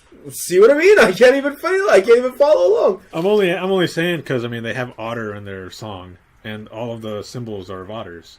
So... The evil otters are now taking our desires. This fucking show. And so I'm going to start with the negatives first. That, and I think that's the only real negative I have, is it's so, just a mishmash of storytelling. Like the elements. You know, it's not like a magical girl show, but it's also not quite like a furry show. No. But it's also not like a drama or a comedy or a slice of life. It's like just little bits of everything just thrown together. Yeah, every episode is something a little different. Yeah. And are you completely caught up? Yeah. Okay. I caught up with it. Honestly, this is, if you guys haven't seen it, you can consider this, the whole damn podcast is spoilers. So anyways. Yeah. The episode, I think it was like 3, where they dealt with the dude with the glasses' romantic interest with the main character, and then he got denied and shot down. I am honestly shocked that I did not find a single SJW article bashing that. Like, homophobic. Right. Oh, that's so... Oh, look what they did! He was so gay and he wanted to confess his feelings, and they made a joke out of it! Like, have you seen this show? Right? And so that's why I'm kind of like, huh, really? And then, as like you said, it contradicted itself too, because it made it onto, it was an article that Sankaku Complex shared, which I believe was based off a Japanese ranking, where Saranzanmai was actually ranked number 10 on shows you must be watching this season. I remember that. I saw your... And that's why I said, I was like, this is really... But it's, like I said, it's weird, but it's also, like, not weird enough for me to, like, walk away. So, you know, again, the kid had feelings for the main character, you know, and again, feelings transcend gender, sex, any of that shit. Right. You know, when you love someone, you love someone. But, you know, again, they did kind of treat it like a joke, and for me, I didn't care. I was just like, ha, God damn it. And that's kind of where I left it. But given the current nature of the world today, where everything has to be politicized and respected, it's like, okay. And then it was like, immediately the next episode, we find out that the other kid killed the dude and his older brother took the heat for it. Yeah. So it's like, huh, alrighty then. So, which I feel was justified. Yeah, no, absolutely. I mean, that dude was going to kidnap him and kill his brother. So. Yeah, exactly. So it's kind of like, huh. Which is why, again, you see the bizarre nature of the show and how they fight like the evil enemies of the evil overlords, otter lords. Yeah. And then you see all this shit, like, you know, you see unrequited love, you see this family drama, and you're kind of like, this is not what I expect. But at the same time, I don't know what to expect. It doesn't fit into a genre. And so I don't really know. I don't know at all. But it's its own genre. Pretty much. And it's like, yeah, so it's just so bizarre. But I will say, on the plus side, I respect all the musical segments. It's almost like they go full like 80s, 90s Disney movie when they transform and they're in their Kappa forms and they're just singing. And then the guys, I don't know what their names are. The guy that looks like fucking god damn it, Edgeworth from Phoenix Wright and Clavier. Is that the guy with the hair? Yeah. So the two evil otter policemen. One dude looks like Miles Edgeworth, and then the other guy looks like Clavier from Ace Attorney Apollo Justice. I don't think they've ever said their names. Evil dickbag otter. That's what I'm going to call him.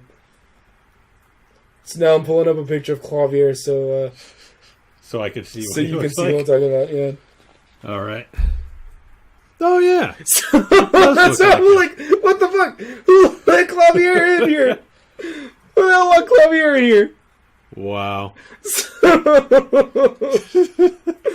Oh man, that's awesome. So, and then he's all like, that's what he says. He actually says, "Octung, baby." So I was like, who let Dante in the courthouse? God damn it. Oh man. So it is completely weird. It is, like I said, the drama kind of is interesting.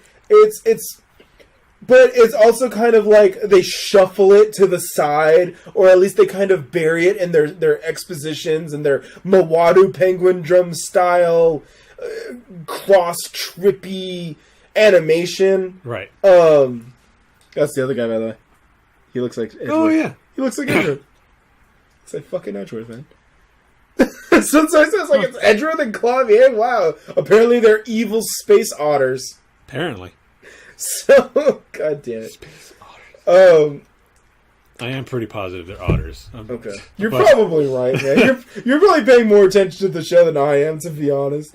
I honestly thought it was going to be super goofy when you were first describing it to me. I was like, oh, this is probably going to be a comedy. And it's like, oh, no, it's actually kind of serious. Outside of the Kappa moments, actually kind of serious.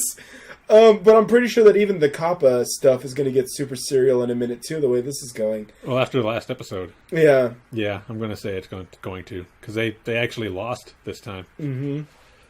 But I will say that Sada, and how she can kind of transform in and out, that has me interested. So I thought that it was a weirdly interesting design. I wouldn't say that like Sada is waifu or anything like that, but it was kind of an interesting design. So I think I mentioned her last time because you were asking if there are any waifus, and I said I don't think so, but there is one character that's kind of cool. She seems interesting. Yeah. So I'm just gonna hang in there. I'm gonna keep going with Mawadu Kappa Drum over here. Yeah. And I also wanted to say too, what was also interesting is it seems like the show takes place in the Asakusa district of Tokyo. Okay. So I don't know if you've seen the like end credits, but you see like they're in the middle of the city, but they have those giant red gates. Right. I actually just went there for the first time last year when I went to Japan. That's where my friend who lives in Japan, he took my other friend and he took us to sushi out there. And it's kind of like a dining and entertainment district. And it's also kind of also on the river too. So that explains a lot. Yeah.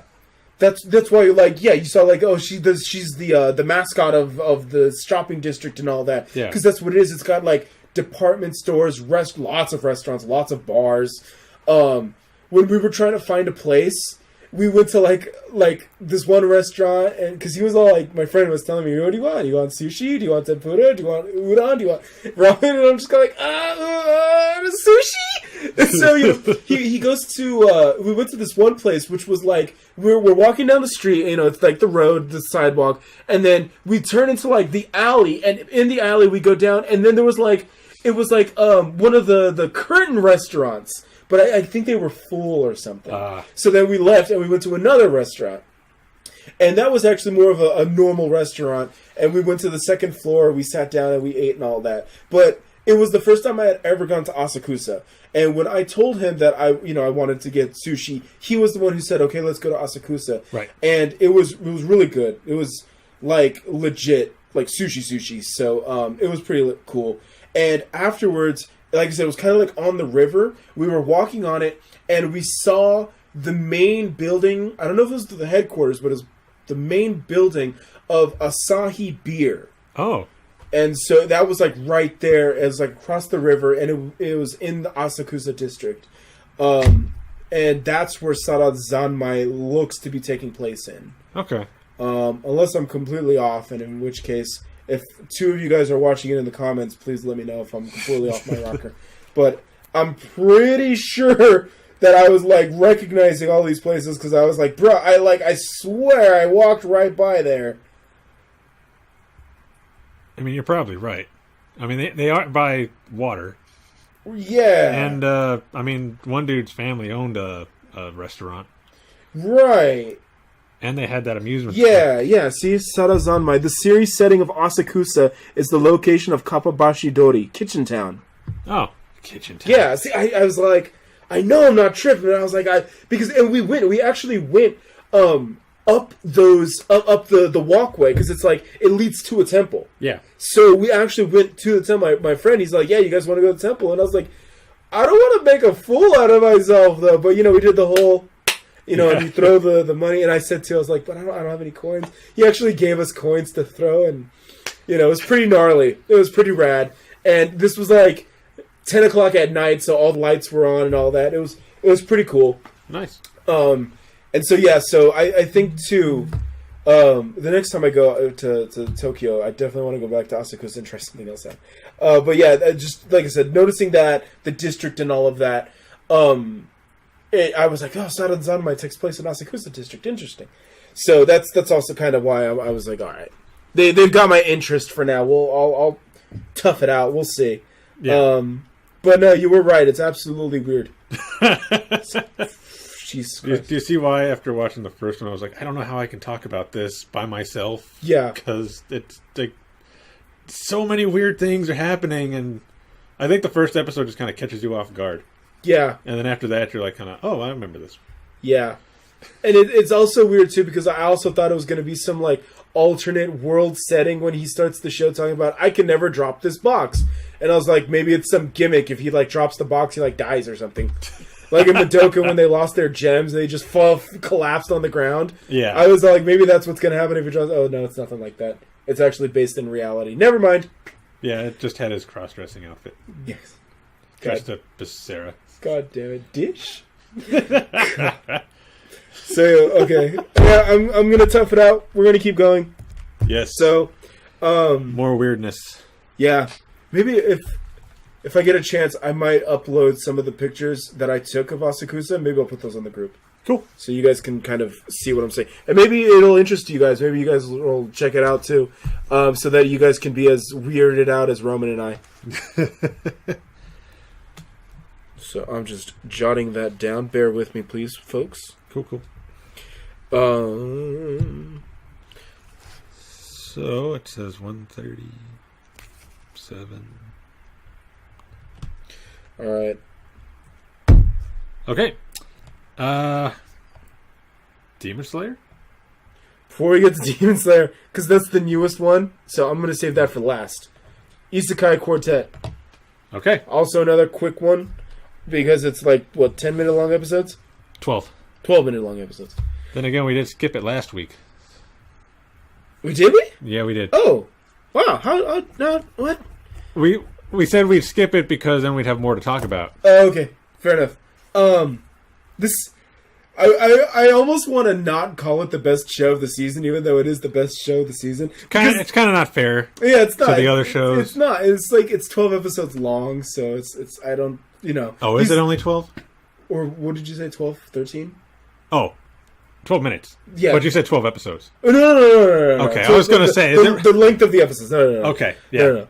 And that just kind of like, it puts it at a disadvantage because these other guys are making you work for 20, 25 minutes, and Isekai Quartet comes in, it's all like 12 minutes of random bullshit, and then it's like, ha, and then it's over. But for a show that could easily be 24 minutes. Absolutely, and it would be hilarious. None of the other shows would have a chance. Yeah. I guess. So. It's like, there's so much talent, so much... story, so much character, so much vocal talent it's just kind of like, wow, I don't see how this could ever blow up. And I think Isekai Quartet was also on that list too of the top 10 shows. I think it was. Was it? Yeah, I think it was top 3 or something. Yeah, it was up there. And it's like, I can't stop talking about it. I just kept telling everybody, go watch it. Yeah.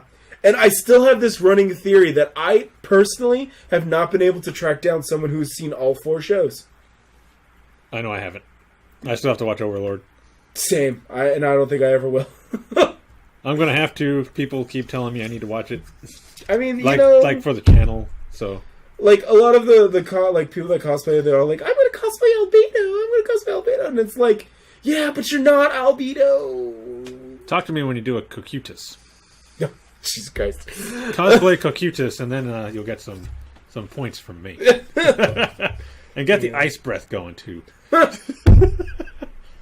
if you're pinning down darkness, even better. Let's go get some rope and hang ourselves in the rafters. God damn, Dark Latina, calm down! Can I just say that she was the best in the last 2 episodes? Yes, you can. So, I want to remind you, because you did share the article talking about my mom and her 2-hit attacks, that Lalatina's voice actress, Kayano Ai, is going to be Mom in that show. Nice. She's going to be Mamako. I believe that was her name, Mamako. I need to finish the goddamn book. I have both of the volumes. I still haven't read it. And because it's, I'm like, I'm going to sit down, I'm going to get my beer or my coffee, depending on the time of day, and I'm just going to read it. And I just haven't gotten to it. But, yeah, it's fun. It's fun. And I was showing my friend on Monday night about Mom and her 2-hit attacks. And we were looking at all the covers. I believe they're up to like volume 8 in Japan now. And on the cover of the 8th volume, she's actually in a magical girl outfit. And I'm like, oh, God. This show seems fun. This is going to be fun. It's going to be an interesting watch. It's going to be great. I can't wait. I am honestly excited. I've already declared that it's on my reaction list, so... Good. And again, to Kayano Ai's just credit, she's up there on the top, 5? Definitely top 10 female voice actresses right now that are, in the most demand. Just look at her, Darkness, Ichika, and Quintuplets, Back to Darkness, Murasaki Shikibu, and FGO. She's everywhere, man. She getting paid. Was it last year or 2 years ago? She, she was Shiro in No Game, No Life. Really? Shiro. The lowly sister. Okay, yeah. From Blanc. The sister. Yeah. Okay. That was her. That was Darkness. Wow. That was Latina. I couldn't believe it. I was all like, wait, what? Did not sound anything like her. That's just, wow. That's depth of range right there. Yeah. And yeah. And now she's going to be an Ada Ada. So I'm like, yeah. Kayano Ai is it's amazing. So all the props in the world to her, and I wish her continued success. She's going to become the next Haruka Tomatsu or Aoi Yuki at the rate she's going. She's just going to be everywhere. She's just going to be in everything and everywhere. Yep. And it's yeah, I think she's Haruka Tomatsu is the only one missing out of Isekai Quartet, because it's you got Aoi Yuki, you got Sayami Haori, you've got Kayano Ai, you've got Takahashi Rie. Doing 2 characters at the same time. Oh yeah, she's Megumin too. Yeah, Megumin and Amelia. So, yeah. And you caught up on this week's episodes too, right? Yeah, I'm good on Isekai Quartet. And I don't know how I feel about Tanya and Ainz getting along. Yeah, that makes me weird. But I think Albedo and Rem really creeps me out. But that makes sense a little bit. Because, they'll never be noticed. Oh, God. Poor girls. Did you see the meme that I shared? I don't know if I tagged you in it, but it was Ainz. It's who's my best girl? Who's my best girl? Who's my very best girl? Tanya! I did see that. I think you did tag me. Yeah. It's okay. Tanya's my best girl, too. Man. She's been good in this series. Taiya's amazing, and that's what I don't understand. Usually, from what I'm understanding, when it comes to Isekai Quartet, and my theory again that there's nobody that has seen all 4 shows. Those are the 2 shows that people get tripped up on. Either they haven't seen Overlord or they haven't seen Yojo Senki, and it's all like, I don't know why. I honestly don't know why more people haven't seen Yojo Senki, and I can honestly pretty much say that it's because they look like Nazis. Motherfucker. God damn it. It's like, it's like, I almost feel bad for Germany because they just can't have any history. It's all like, we were really big assholes for about 30 years in the beginning of the 1900s, and no one will let that go. And it's all like, when you watch Yojo Senki, and I think I ranted about this before, it's one man's plight against the forces of nature. You're telling me that the people can't respect that? No. Apparently not. They look like Nazis. God fucking... It's World War I. They weren't even Nazis in World War I. Well, they're getting to World War II. They are getting to World War II. Then they'll be Nazis. Oh, man. Oh, man. Oh. Can I just say how funny it was that Kazuma declared Subaru his enemy? Yes. because he has a better life than he does? I'm surprised that they haven't used that sound effect from ReZero, the Oh, yeah. I'm surprised they haven't used that yet. Oh, man. God. They're practically the same person. I know, right? Literally the same person. Watching that episode, I was like, they're the same person. How do you get... That's probably why they don't get along. So, they're too similar. The dude that plays Barasu is actually the main dude from Shimoneta. Oh, is he? Yeah. That's awesome. That's him. That's Barasu. Oh, man. So, I kept, that was the thing that kept running through my mind when I was watching ReZero, and I was like, oh God, what's his name from Shimoneta? That's amazing. Shimoneta saved anime, by the way. Shimoneta and Keijo saved anime. We would not have Isekai Quartet today if it was not for Shimoneta and Keijo. Quote me on that. Well, Shimoneta was pretty amazing. Yes, it was. I haven't seen the other one yet. But Shimoneta was amazing. Yeah, it's unfortunate we'll never get any other sequel or anything because the voice actress for Anna Nishikinomiya has died. Yeah, that sucks. So I don't think, out of respect for her, I don't really see it. It's kind of like trying to replace Princess Leia. I can't see anybody really in good faith doing it, And if they did, it'd have to be a damn good reason, At least when they replaced Hiro no Aya in Fairy Tail, it's because she told her fans to go fuck off and she sucked 27 dicks. In a row? Yeah, in a row. I'm glad you got that. Thank you. Thank you for validating me. I appreciate that. So Darkness likes to get tied up and thrown off a rafter, okay? So she likes to hang herself. Hiro no Aya got... That's why they chased Hiro no Aya off, and she became a pariah in the voice acting community. She did some pretty bad things. But with this... And so they just replaced her. They were like, alright, whatever, she's a skank, we'll just replace her. But Anna Nishikinomiya's voice actress passed away, and that's not something you can really, just be like, yeah, that sucks. Alright, moving right along. Yeah, no... Yeah. It's a disrespect thing, her family's still around, her parents might be still alive, and you're just gonna be like, yeah, we'll just, just move on. So, I don't know. I don't know what they're gonna do with that. It would be nice to get another season of Shimoneta, watch it continue, but if it doesn't happen, unfortunately, I'm not gonna be too mad. I think the only way they'd be able to do it is to reboot it. True.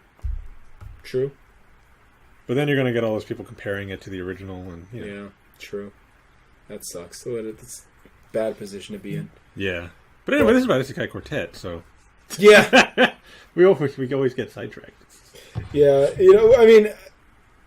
But I'm not going to lie, me and Belle do that too when we're watching videos. When we're doing videos. Nice. We always get sidetracked and end up talking about something else that has nothing to do with what we're watching. Because, you can only talk about Lalatina hanging herself so much. Tying herself up and hanging herself. What are those forearms for? Did it grab my arms and legs and pin me down to the ground? Madoka blessed Lolatina and bless Kayano. I wish her a successful voice acting future. And we might do another podcast break for Isekai Quartet. Or fuck it, we might just talk about it again in the next one. Also, rip Kazuma for being in the same group as Tanya and Demiurge. Oh my god. Oh yeah. That's gotta suck. The disciplinary committee, I was like, you do not fit in that at all. I do like Tanya like whooping Kazuma into shape. That actually does make me smile. That'll be fun. Because those are like my two characters right there. So it's like, this makes me happy. That'll be fun to watch. Seeing her work him to death. Kazuma death. But yeah. Alright. Okay. But yes. Alright. What I kept pushing Roman away from. We are gonna talk about Demon Slayer. And I am caught up. Okay, excellent. Me too. I sat down and I watched it all, I believe, Saturday night. Because I was like, I gotta watch this. And there was a person that plays FGO on my friends list. She's also one of the admins on the groups. I know she cosplays and all that. Mm-hmm. And she's just all like, I just started watching Demon Slayer. It's amazing. And I commented, I was like, yeah, I'm planning on watching it. It looks I saw the first episode. It looks pretty good. I'm going to get caught up by this weekend. And let me start out by saying I am still pissed at Ufotable for evading their taxes. And on a personal note, whenever I battle SJWs over the internet, which is an unwinnable battle, but I still do it because it makes me feel good. I'm out here essentially arguing that all of the systems that we have in society are not completely corrupt or broken. Some are still viable.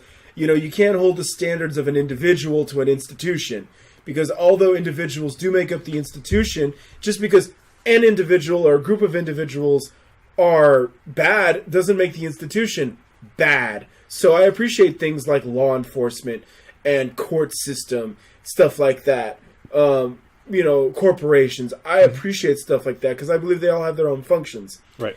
So when some asshole doesn't pay his taxes, and I'm just like, well, motherfucker, and he makes super popular franchises and shows and all this stuff, and everyone just loves them to death, and then it turns out he's a scumbag. Well, god damn it. Now I don't really want to defend you or anything, and I'm not going to defend this dude.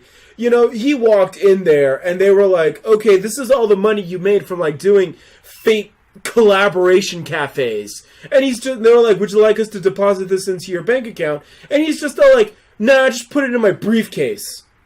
Stacks of money. And so it's like, they would give him the check. They would be like, this is the money that you made. He would go in there, and instead of putting it into the corporate account, he would cash it and then walk out the bank. Be like, no, put it in my briefcase. That's cool. Wow. Like, you a piece of... Damn, dude. So, no, I hope that they get him, you break the law, you break the rules, you gotta pay the price. You gotta suffer the consequences, because that's how these things work. Yeah. I don't give a shit that you made Heaven's Feel 1 and 2, and you made Fate 0, and you did all these things. That's irrelevant. You willingly fucked up. You knew what you were doing. It wasn't a mistake. You was like, I didn't know. No. You walked out with a briefcase full of money and you didn't pay taxes on it. Everyone else is busting their ass and paying taxes. And in particular in Japan, a place that's already super expensive to live, and you're just going to skirt the rules? Nah, dude, that doesn't fly with me. So, I hope that, I don't know what they're going to do. Give him a fine probably. And I think that's what they said they're going to do, is they're just going to fine the shit out of him. Fine, make him pay. If he has to go to jail, so be it, Yeah. But you can't, If I'm out here saying that we have a system that still works, well, then the system's going to have to do its job and make him pay the price that's appropriate for his crime. So, and that's pretty much what I got to say about that. Like I said, I'm not giving a pass to Ufotable. I am looking forward to Heaven's Feel Part 3 next year. Mm-hmm. That's not going to change. But at the same time, I recognize when they fuck up, and I'm going to call them out for it and just be like, you can't do that.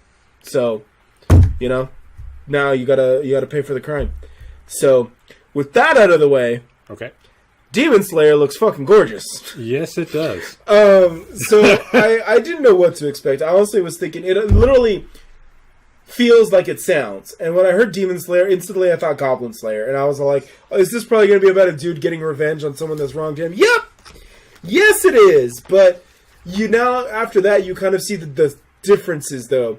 In, like, the storytelling and all of that. But plus, he kind of sympathizes with the demons. Yeah. Times. Yeah.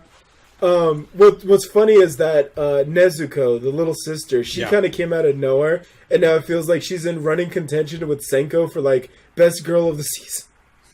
So, because she's pretty cool, she is pretty rad. I was impressed, I really didn't know what to get in, what I expected myself into, but Ufotable, it's hard to find something that they've done and be like, you see that right there? That sucks. They, for fuck's sake, man. They did the Emiya-san cooking anime. Oh, and it's all like, they made volleyball look epic. They did a volleyball servant death battle. All right? Where can you ever find that? When was that in that cooking one? Yeah, that was in the cooking one. I'll have to watch that. Yeah. Is that still going? No, it's done. It's done? But it was only one episode a month. Okay, that's why it looked like it wasn't on that long. Yeah, but it came out like every time, all like midnight, the first of the month. It was always up on Crunchyroll. Didn't they do that with, what was that? Kitana Gatari? Or was it once a month? Maybe. I don't know. I didn't watch it. I never watched it. What? I thought you did. No. Oh. Jose keeps telling you to watch it, doesn't it? Yeah, Bakemonogatari. Yeah. I've never seen any. I've seen it's not in the same. It's something different. Oh, okay, then no, I haven't seen it. It's completely different. Yeah, I haven't seen it. Yeah. Then I really haven't seen it. Yeah, no. Yeah, I think they did that where they did once a month for each episode. How long are the episodes? Like an hour. Oh. Yeah, see, Cooking with Emiya, they're like 10-minute long episodes. But okay. And I did buy the manga actually, because the manga came out officially in English, so I did buy that. So that was pretty cool. But yeah, I mean, you watch that, and what's funny too is that in Heaven's Field Part 2, before they showed the movie, they did a little segment with the voice actor for Emiya Shiro and Mato Sakura, the voice actors. Right. And they were just kind of talking about the movie and all that, and they said that, they mentioned that Ufotable actually did some new techniques with how they animated it in terms of melding 3D with 2D. And you can see that they actually are still using it in Demon Slayer. So all those scenes where it's kind of like a fight scene and the camera is kind of like at a distance and it's looking down at like a 45-degree angle and it's kind of zooming in as it's like turning all the way around and you're kind of getting a rotoscope vision. That's some of the stuff that they're innovating in. Nice. But I mean, you're also talking about some of the guys that animated like DR Mood versus Artoria in Fate Zero. That was one of the better fight scenes of the whole goddamn franchise. And I love that for the sheer simple fact that they're always like, oh, the Saber class is like the strongest of all the classes. Oh yeah? Why this bitch getting beat by this fool then? Huh? He'll answer. Oh! Suckmund. I don't like Artoria. Anyways, but yeah, so Demon Slayer, pretty good. And yeah, it's kind of like fantasy. It's not, I don't know, I wouldn't say super violent, but then again, we are now just kind of getting into more of like the demon slaying part of it. Yeah. So, maybe it's going to get a little bit more grisly. But it was kind of a trip too, with the kids. And the Rock and all of that and this training. Yeah. It was that was a twist. Yeah, it was kind of surreal. But I also think that I appreciate the way that they're making the main character kind of sympathetic, because as I ranted like 30 minutes ago now, when the main character is so OP it doesn't make sense. I have an issue with that. But this guy, I'm not getting that. I'm not really getting those vibes from him. So, I think that this should be a good one. It seems like they have all the elements in place to earn and keep their number one show of the season. Like, I saw, again, on that ranking that we keep talking about, it was number one. It was absolutely number one, over Isekai Quartet, over Saran Zanmai, over anything else. Your Carol on Tuesday was on there too, by the way. Yeah. So maybe it is something I should be checking out. But yes, Demon Slayer was number one, and I can see it. I can see it, and I can believe it. Nezuko is best demon on Imoto, so yeah. I mean, I don't. Demon Slayer dropped. Really? What's to Fruits Basket. Why am I not surprised? Yeah, it went up 2 spaces to take number 1. Why am I not surprised? I guess something happened on this week's episode. I guess, but yep. But then again, I think Fruits Basket also is relying on nostalgia too, so maybe. So that's kind of why. But yeah, yeah. I don't know. You know, I actually am looking forward to seeing some Demon Slayers cosplays next week at Fanime. Yeah, it should be good. So, it's going to be a lot of them. Yeah. They can even do some of the demons. Some of the demons look pretty cool. Interesting. You're actually, that reminds me. This is so the same friend that I was telling you about that cosplays. I was telling her that she should cosplay Nezuko, and she goes and sends me this. Oh, was that her? Or somebody else? No, that's somebody else. The cosplayer is somebody else, but they're already doing Nezuko cosplay. Well, I mean, of course. It's been out for 6 weeks. It's been out for 6 weeks. Yeah, they're going to cosplay the whole cast. Yeah. Don't you know? That's how it goes. So yeah. So I'm looking forward to seeing some Demon Slayer cosplay next week. Yeah. Yeah. But I'm looking forward to see what kind of demons they come up with. Like, I mean, we already got one that's going through the ground and using like portals or something. Right. Split personality. Yeah. The demon made completely out of arms. Yeah, that one. That was crazy. Roman's the kind of guy that goes to the cells at work gathering and is like, "Where are all the viruses?" Yeah, where are the viruses? Nope. They were the cool ones. They're only platelets here. Where's cancer? No. No, man. He was the main character, man. He was the best bad guy or best good guy, didn't you know? Cancer. Yeah, cancer, man. It's the most sympathetic, man. Sad music. I still need to watch the show. Oh, you've never seen it? I haven't watched it. At all? No. Nothing? I've seen the first episode when I watched that doctor react to it. Okay. Yeah, you gotta watch it. Yeah, Especially since season 2 is coming. I was gonna say, yeah, because season 2 is coming out, and I'm sure people are gonna want me to watch it. So yeah. Oh, yeah. Yeah. Yeah, but Demon Slayer earned the hype. I felt that I just had to get that off my chest because it didn't sit well with me, like being like, oh yeah, these Ufotable can do nothing wrong, and it's like, well, they did do something wrong. Yeah. So, but getting that out there though is like, all right, I can now separate with good conscience the art from the artist, and say that yes, Demon Slayer earned its hype.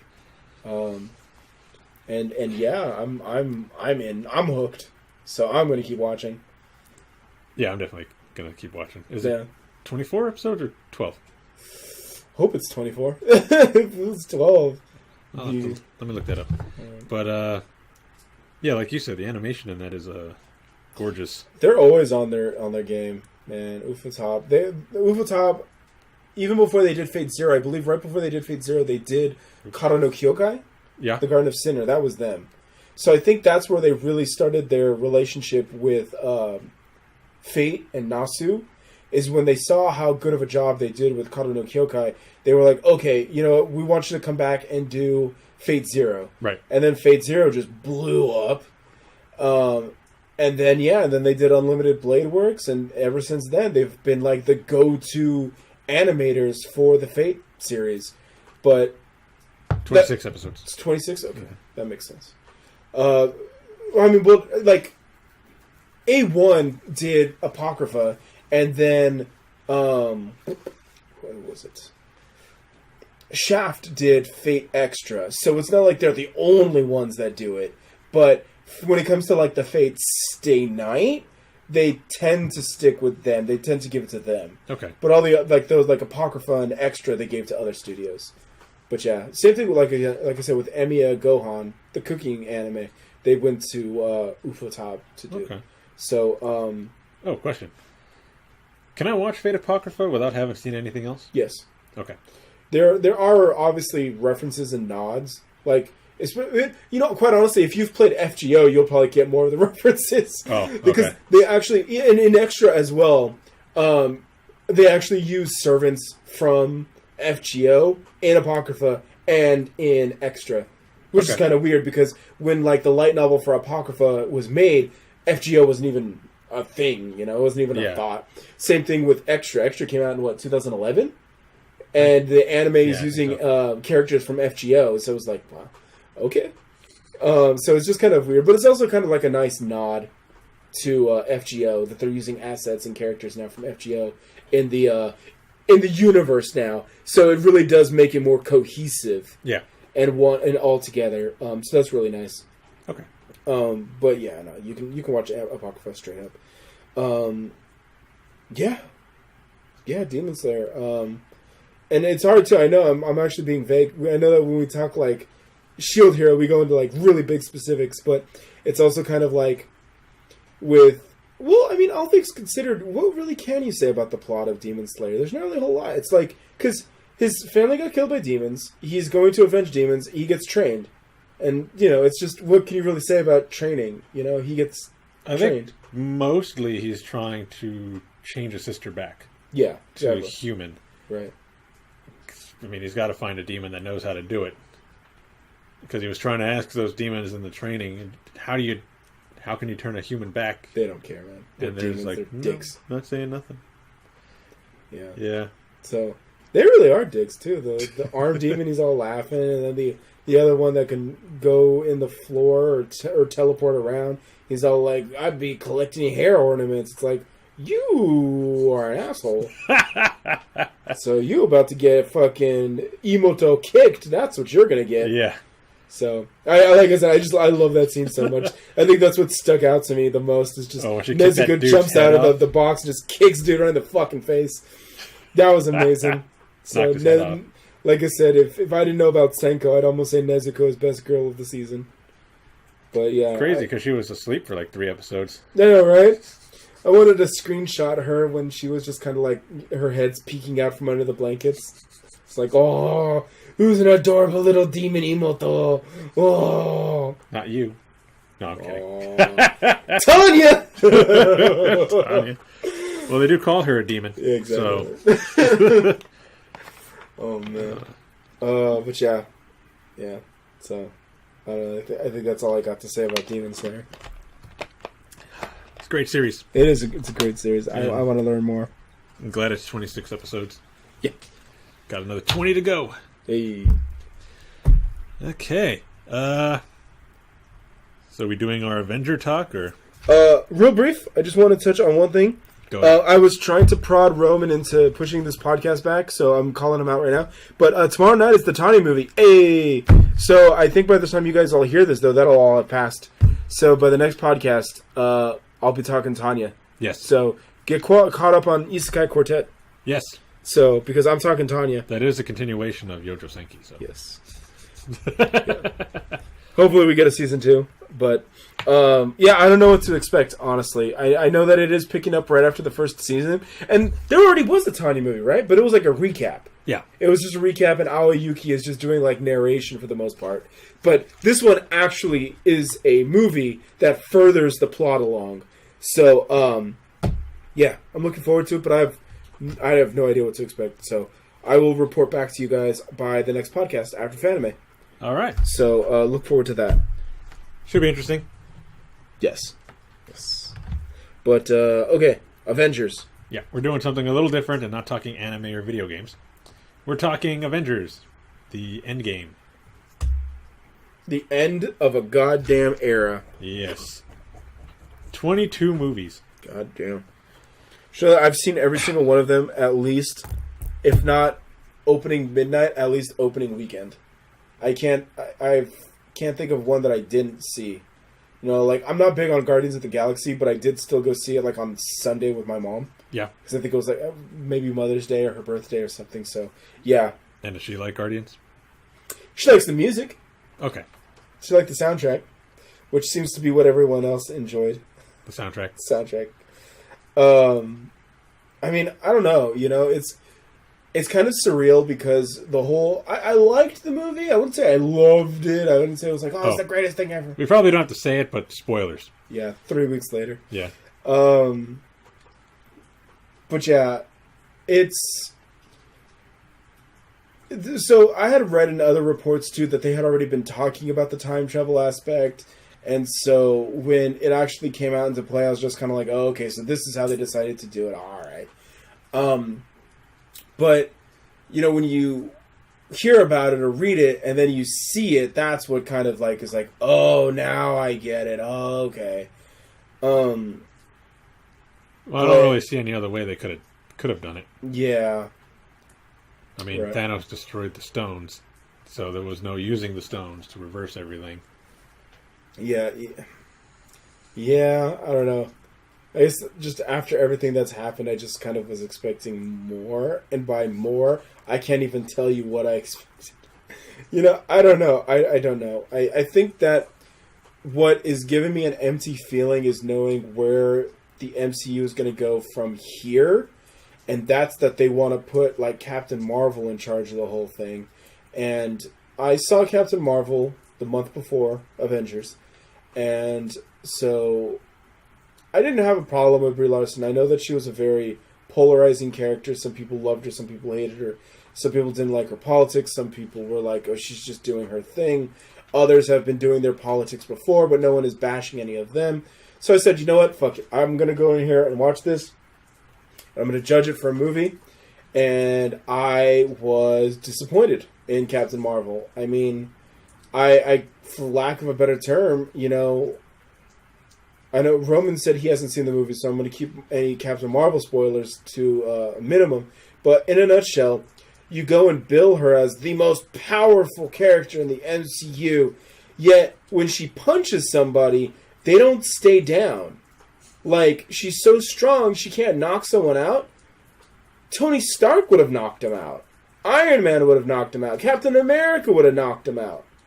But the strongest character in the MCU can't put down just a random guy. Not even like Thanos. A random guy, she can't even knock him out. Everyone else can. Hell, Star-Lord can. He's not superhuman. And he can knock someone out. So, that there was just that inconsistency that really kind of grated on me. And so I was like, this is going to be pretty bad in Avengers, isn't it? But, fortunately, it wasn't as awful. They kept her role to a minimum because it felt like they were doing one last send-off for the OG crew. From what I read, they didn't even want to put her in the movie. Right. Yeah, there was a whole behind-the-scenes issue. That's why they had to do it in 2 movies. Because in the first movie, it was what the directors wanted, the Russo brothers. Yeah. That was what they wanted to make. I'm over here flinging spit. That's what they wanted. And so they compromised with Disney was that the first movie was how they wanted to do it. And the second movie would be how Disney wanted to do it. That's also why you got that really weird girl power scene in there. So, I don't know. I don't know. And I'm saying that Wasp and Mantis, definitely MCU waifu. They are best girls. Wasp and Mantis. Yes. Wasp is amazing. But Mantis is great too. Yes, fight with knives. Yeah. I told you, man. Mantis is the best. But what I will say, when I walked out of the theater, I don't know if I ranted to Roman about this, but I ranted to the guys I saw the movie with when we left the theater. I said, you know what? The one thing that angered me more than anything, even more than girl power, just the worst thing ever, is remember when Peter was running with the gauntlet, when Spider-Man was running with the gauntlet, and then he gets kind of blown away, and then Captain Marvel descends right in front of him, and he's got his mask off, and he's just like, oh, hey, hi, I'm Peter Parker. And then she, floating above him, is looking down at him, and then goes, hi, Peter Parker. And I was all like, oh, hell fucking no. Bitch, do you know who he is? Do you know who Spider-Man is? You exist because of his spider balls. You put respect on that kid's name. I got so mad at the level of disrespect that she displayed. And I'm like, I don't know if I could put that on the character or on the script or on Brie Larson. But I got so triggered. I couldn't believe that she was there. And, you know, it was the whole thing, too, because she had her little face motion, the tone of her voice. I was all like, no, that was like some disgust. Like, hi, Peter Parker. And I'm just all like, no, you just got here, okay, bitch? You sit the fuck down. That's Stanley's baby right there, okay? You would fucking be a speck of dust if it wasn't for everything that Spider-Man contributed to everything Marvel related, okay? And she shows up like she's the greatest thing. Like she's the one that invented the Marvel universe. No, I'm not going to say cinematic universe. I'm going to say Marvel universe. The everything. Alright? She shows up like she's the shit. And I'm all like, he's already done twice as many movies as you have by the time you showed up. And I'm just like, I flipped out. I couldn't. You know, and I when I left Captain Marvel, I said, well, to Brie Larson's credit, I think she's a better actor than Scarlett Johansson. I think Scarlett Johansson has the acting range of plywood. She's just always dead and monotone. And that's why I guess she was perfect as Motoko Kusanagi in Ghost in the Shell, who is also a dead character. But to say that Scarlett Johansson is anywhere as good as Atsuko Tanaka, fuck off. Atsuko Tanaka, Medea from Fate Stay Night, by the way. Carmilla, if you've played it, she takes roles as like the badass chick in anime. You know, she's Poison in Street Fighter. She was the Amazon in Dragon's Crown. You know, if you need someone to play like a tough chick, you got Atsuko Tanaka to do it. And who do they get to do the Americanized version? Scarlett Johansson. Fuck out of here. But I said Brie Larson has more acting range than she did. I actually thought that Brie Larson at least had a little bit more depth to her, a little bit more acting, you know. But when I saw that scene in Avengers Endgame when she's looking down at him, hi, Peter Parker, ooh, I was triggered. I think we took that completely different ways. Because I did not get that at all when she said that. Man. So what's the part that all of y'all want to meme? Ada, Peter, do you have something for me? Fucking hate you guys.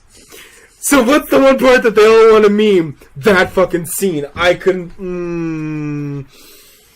Please tell me you saw all of those memes. I haven't seen any. You haven't seen the Ada Peter meme? Oh. No, I haven't seen any. So what was your interpretation to it? Why were you not triggered? While I'm pulling up the memes. I don't know. It just didn't come off that way to me. But I always hear people say things like that, and I'm like, oh, it didn't seem like that to me. Can you read that? Roman is currently checking out the Ada Peter Parker meme. Cool. So, yeah.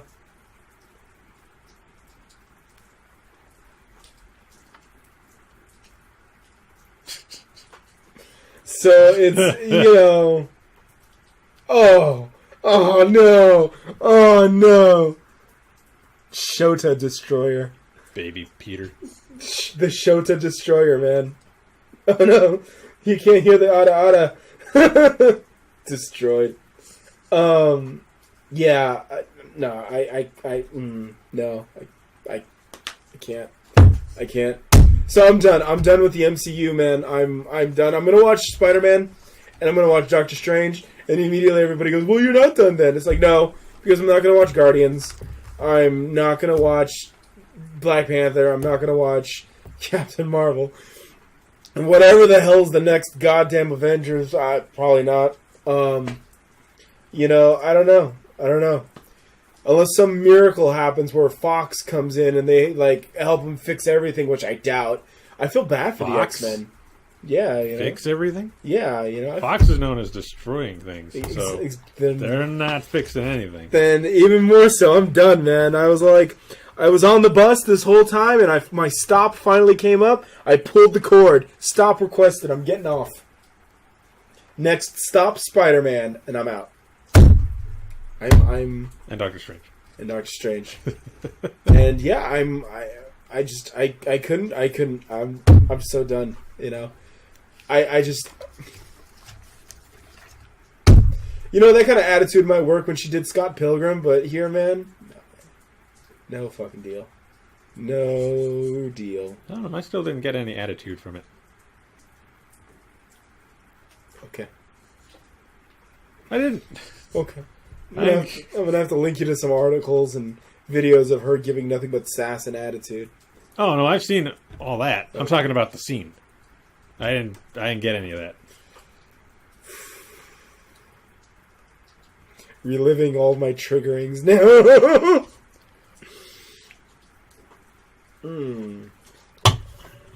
But yeah. Okay. And then they kill my boy Tony. To top it all off. So first we get disrespect, and then you kill my boy. No, I'm not an Iron Man fan anyway, but it was still sad. Just contradicting everything, huh?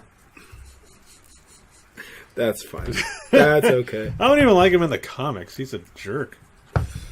I loved Iron Man since I started playing the Capcom fighting games. That's where I discovered Iron Man.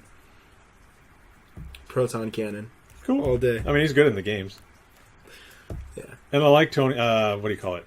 Robert Downey Jr.'s portrayal of him. But I don't like him, like, as a character.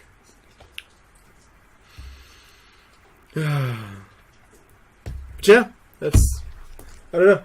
I don't know what else to say, you know. It's the end of an era. It's all on Brie Larson and Captain America, and I feel bad for Tom Holland, Spider-Man, because he has to work with her. Was it Chris Hemsworth, the guy that plays Thor? He was funny, too, because he was, like, one of the dudes that was like, oh, yeah, I don't think I'm coming back. I think I'm done and all that. And then the ending happened where he jumps in the ship with the Guardians of the Galaxy. I was like, this motherfucker re-signed, didn't he? Sure enough, a couple days later, Chris Hemsworth re-signs. And I was like, yep, there he goes. Well, I mean, he might have said that at first. Yeah. Probably after Thor 2. Yeah. After Ragnarok, he said that he'd play Thor anytime they wanted him to play Thor. So, well, he straight re-signed, so I don't know how many movies he signed up for, but yeah, he's going to keep going. Yeah. But for all the way up to that point, I heard that he was done, like Scarlett Johansson and Chris Evans. The only I honestly thought that what he did, I thought that was what Robert Downey Jr. was going to do, because Robert Downey Jr. he didn't make an official announcement. He never said that, you know, oh, I'm done, like, you know, Chris Evans was like, I'm done, I'm out, I'm done. Robert Downey Jr. never said that. He just kind of said, because he was like just in it, you know. He didn't have any problems. He was like, put me in Spider-Man, put me in Hulk, put me in Captain America. He's like, fuck, put me in everything, pay me. So he was just like, put me everywhere, all the way to the point that, you know, that became a problem. Is that everyone's like, what is this, an Iron Man movie? This is like Iron Man 8? Because he was in everything. But it was like, to his credit or his defense, he wanted to. Yeah. It wasn't like he was forced in it. Like Chris Evans in the Spider-Man movie when he did those PSAs, you know, they probably had to drag Chris Evans to do it. But Robert Downey Jr. willingly said, I'll do it. Put me in, coach. So why would you say no? He wants to be involved, so take advantage. And that's kind of how he was. But apparently, no, it wasn't Robert Downey Jr. that re-signed. It was Chris Evans. Or Chris Hemsworth. Yeah, Chris Too many Hemsworth. Chris's. So, you know, I guess we're going to get a Thor loses weight with Groot story arc in Guardians of the Galaxy. Or by the next movie, he'll just have lost the weight. True. Time skip. I'm going to miss Fat Thor, though. And then all the SJWs said all the fat jokes was fat shaming. Because, of course. Really? Well, I mean, that's always been one of their biggest things. It's not my fault he has cheese whiz in his veins. You know? If they didn't want him to play Fortnite, they shouldn't have done a deal or a partnership with him. Yeah, that was the only reason they had that game in there. Yeah. Because they have that Thanos event and stuff. But that's fine. I don't really care about stuff like that. I mean, if you're gonna do it, do it. It's cool. Like, I always watch these reaction videos of people watching trailers, and they're like, "Oh, blatant advertising," and I'm like, "So what? Who cares? Yeah. Are you telling me you don't want to see any billboards with anything on it? It's just impossible. There's going to be advertising, people. Just deal with it." It's like Transformers, where they had the Xbox turn into a Transformer, or a vending machine that said Coca-Cola on it turned into a Transformer. It's like, it's gonna happen. Don't worry about it. Anything could be a Transformer. Yeah, so shut up and drink your Coke. Yeah. Which I haven't done in like a week and a half. Oh, wow. Yeah. The withdrawals hit yet? I haven't had any withdrawals, no. I find that, except for Toriba and stuff like that, I don't get really addicted to anything. Okay. That's good. Yeah. Well, don't get addicted to anything yet, because you got to sell all the stuff you have on first. Yeah, I gotta make room for more merchandise. Jeez. But, yeah, I don't know. I really enjoyed the movie. I thought it was really good. My only real complaint about the movie was what they did with the Hulk. Because I'm a Hulk fan. Okay. You didn't like Smart Hulk? It wasn't the fact that he was smart. I liked what they call him, Professor Hulk. Yeah. I didn't like at the end when he used the gauntlet and his arm didn't heal. Oh. And the way they say it in the interviews is, oh, it's irreparable damage. It's like, he's the Hulk. Yeah. His healing factor is like better than Wolverine's. Yeah. He could heal from anything. Yeah. And he's gamma.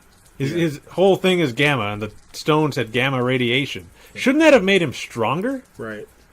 Instead of damaging him? There's a lot of inconsistencies in the movie. Captain America, go return these stones, including the Soul Stone, to your mortal enemy.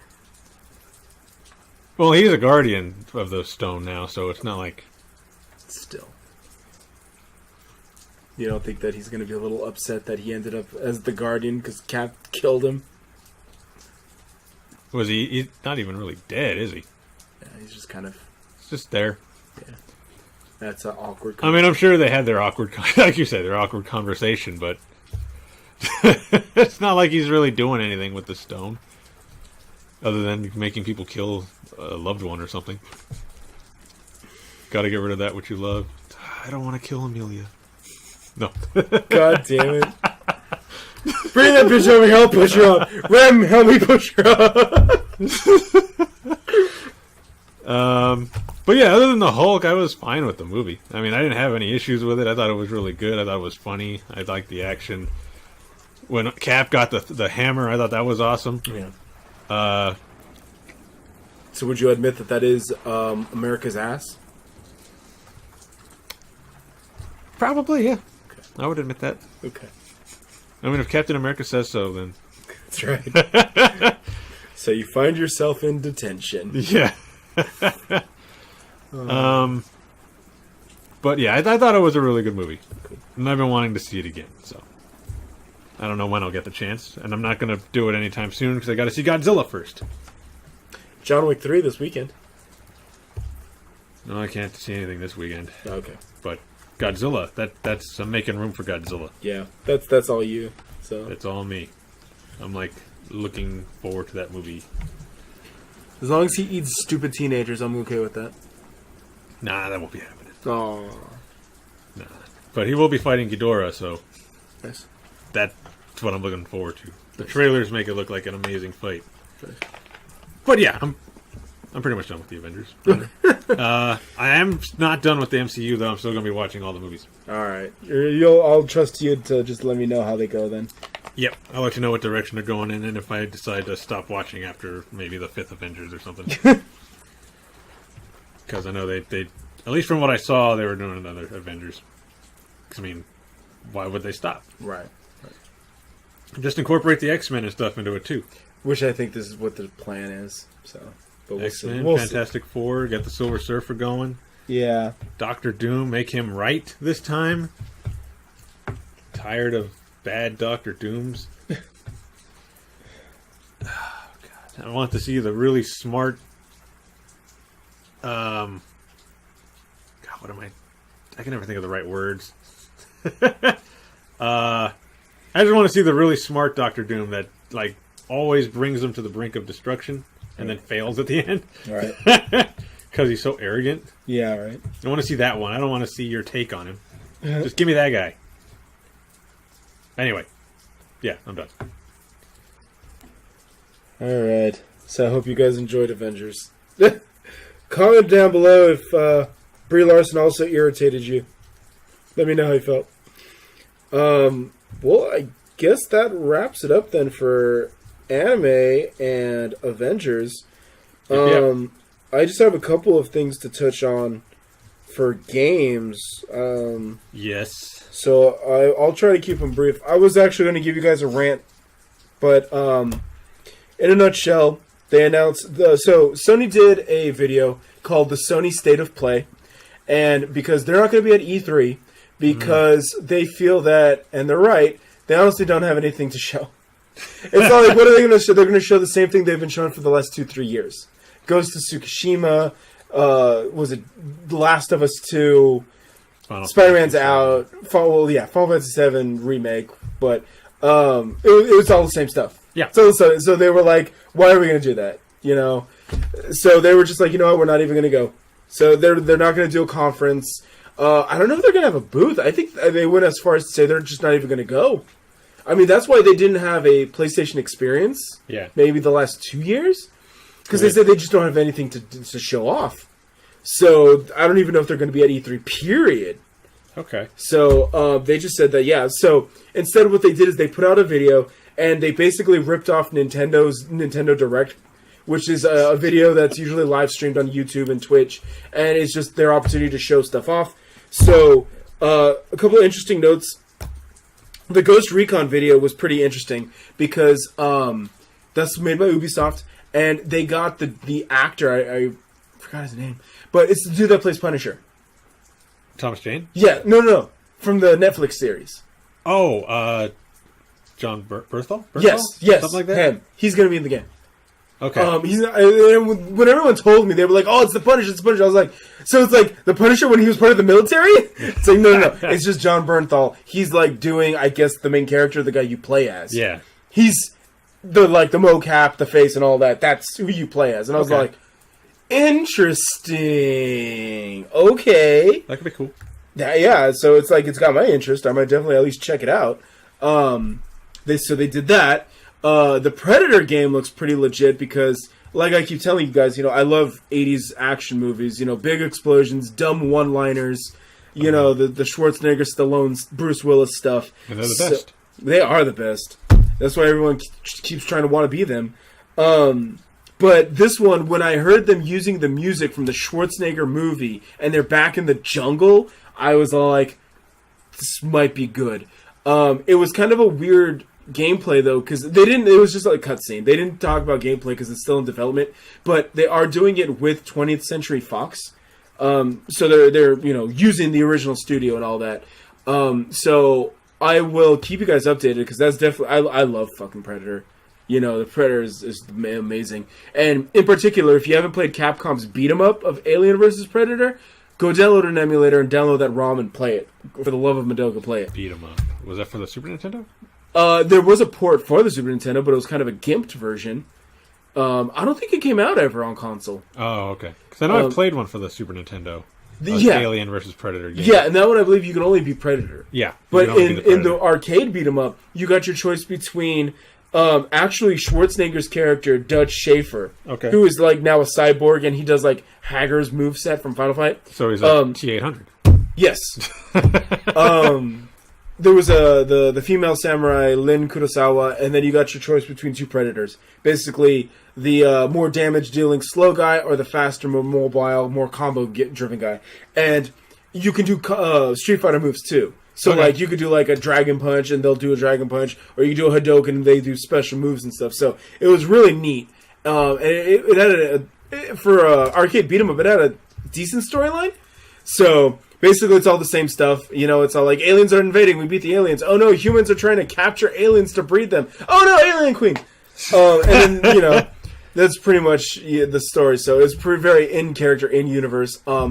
But it was very, very unique and all that. And if you guys haven't played it, but please, for the love of Madoka, play it. At the very least, go watch it. Someone have played it on YouTube. It's really fun. Lin Kurosawa is one of the best Capcom waifus that never gets respect. But more importantly, they put out another video for the Final Fantasy VII Remake. Everyone lost their minds. Everyone went crazy because we got to see a little bit more gameplay. We got to see the beginning sequence of the Midgar bomb run, the Sector 7 bomb run, which is how the game opened in the original version. And so, personally, I think, Roman, you still fairly love the game, right? Yeah. Okay. You're not one of those guys that got jaded as he grew up, were you? What, I think it's the greatest game that ever... Well, not necessarily that, but now you're more like you're an edgelord and you're just like, oh, Final Fantasy VII is like, eh. No. Okay, you still pretty much fairly love it, right? Yeah. You still like, okay. Yeah. So, I want to go on record that saying that I played Final Fantasy VII. I played the hell out of it back in the day. I'm actually seriously thinking about buying the PS4 one to play it again. Final Fantasy VII is actually one of the games in my personal life that I know inside and out. And I will, but I also am like not going to ever really defend it as much as I would have 20 years ago. But I do like it, and just like many, many, many others, it was my first Final Fantasy. It's what got me started in the whole universe. But it's not my favorite. I think the Super Nintendo ones are still my favorites. 6, 5, and 4. And then 11, I believe, are my favorites. And then probably like 7. Which one was, I know in the US it was called Final Fantasy 2. That was 4. That was 4. That was 4. That was the first one I played. Okay, so Yeah. I had to go back and find an emulator to play 6. Oh, did you? And I had no idea what else. It was pretty bad. But you know, I've played 6 so many times that now it's just like, yeah, I love it. 6 is amazing. I can see why it's the best. But you know, 7, like I said, I played 7 to death. You know, I can inbreed chocobos like a master. I know where everyone's, you know, everyone's best weapon on the first disc is not purchased in the shop. You actually steal it from enemies. You know, the wall market, Don Corneo, all of that. Stealing the weapon from Diamond Weapon for Yuffie. You know, all of that stuff. Asuka from Evangelion's dive armor being in the golden saucer in the background. You know, all of that stuff. I remember all of that stuff vividly, super clearly. Because like I said, I just, you know, it's one of the games, along with, Symphony of the Night, I know also like the back of my hand. Contra, I can be Contra on One Life. I can be Maximum Carnage, Spider-Man. Okay. Which, you know, a lot of people are like, oh, this game so hard. And it's like, do you play beat-em-ups? So, you know, Maximum Carnage, I can beat that in 45 minutes. You know, and so I don't know. I'm on the fence right now. I mean, the way things are going, I'll probably end up getting the remake, but I don't know. I don't like how they're splitting it up into so many parts. And at first, I thought they were just going to split it up into 3 parts, but now it sounds like it could be even more than that. Really? It sounds like the Midgard, the entire, like, all the way through Shinra headquarters, might be part 1. So just that first part. Okay. So who knows how many parts they're thinking about making this into now? They can't just do what they did before and just release multi discs. It doesn't sound like they want to do that. And I'm paranoid too that if this first one flops because people have lost interest, or you know, if they move on, won't do the rest. Yeah, you know, they're just gonna drop it. So I don't know. You know, this is something that I think Roman and I will just have to report back on. Because, like I said, Roman likes 7, and yeah. I'm keeping my eye on this one. And once we get more info, because it's really not that much. Yeah, it's. I do give them credit. Well, both pro and con. So I give them credit where they are making every character have varied gameplay. Right. Like Cloud, you can see uses like a hack and slash style, which looks like they're ripping off the 15 engine for. Okay. But Barrett looks like he plays more like a third-person shooter, so he's more like Gears of War style. Okay. So you did see Tifa's name in the party, so you saw Tifa's name on the bottom right-hand corner, but they didn't. They like kept Tifa off screen, bastards. But then you know they showed Aerith, and you heard Aerith, but you actually did see Aerith fight. but it looked like all she did was just kind of like smack someone with her staff. So I have no idea how she's going to play with. Quite honestly, if everyone is going to have varied gameplay, I want to play with Tifa, because I'm expecting this to be like Muso style, and then I'm going to pull this out for Roman.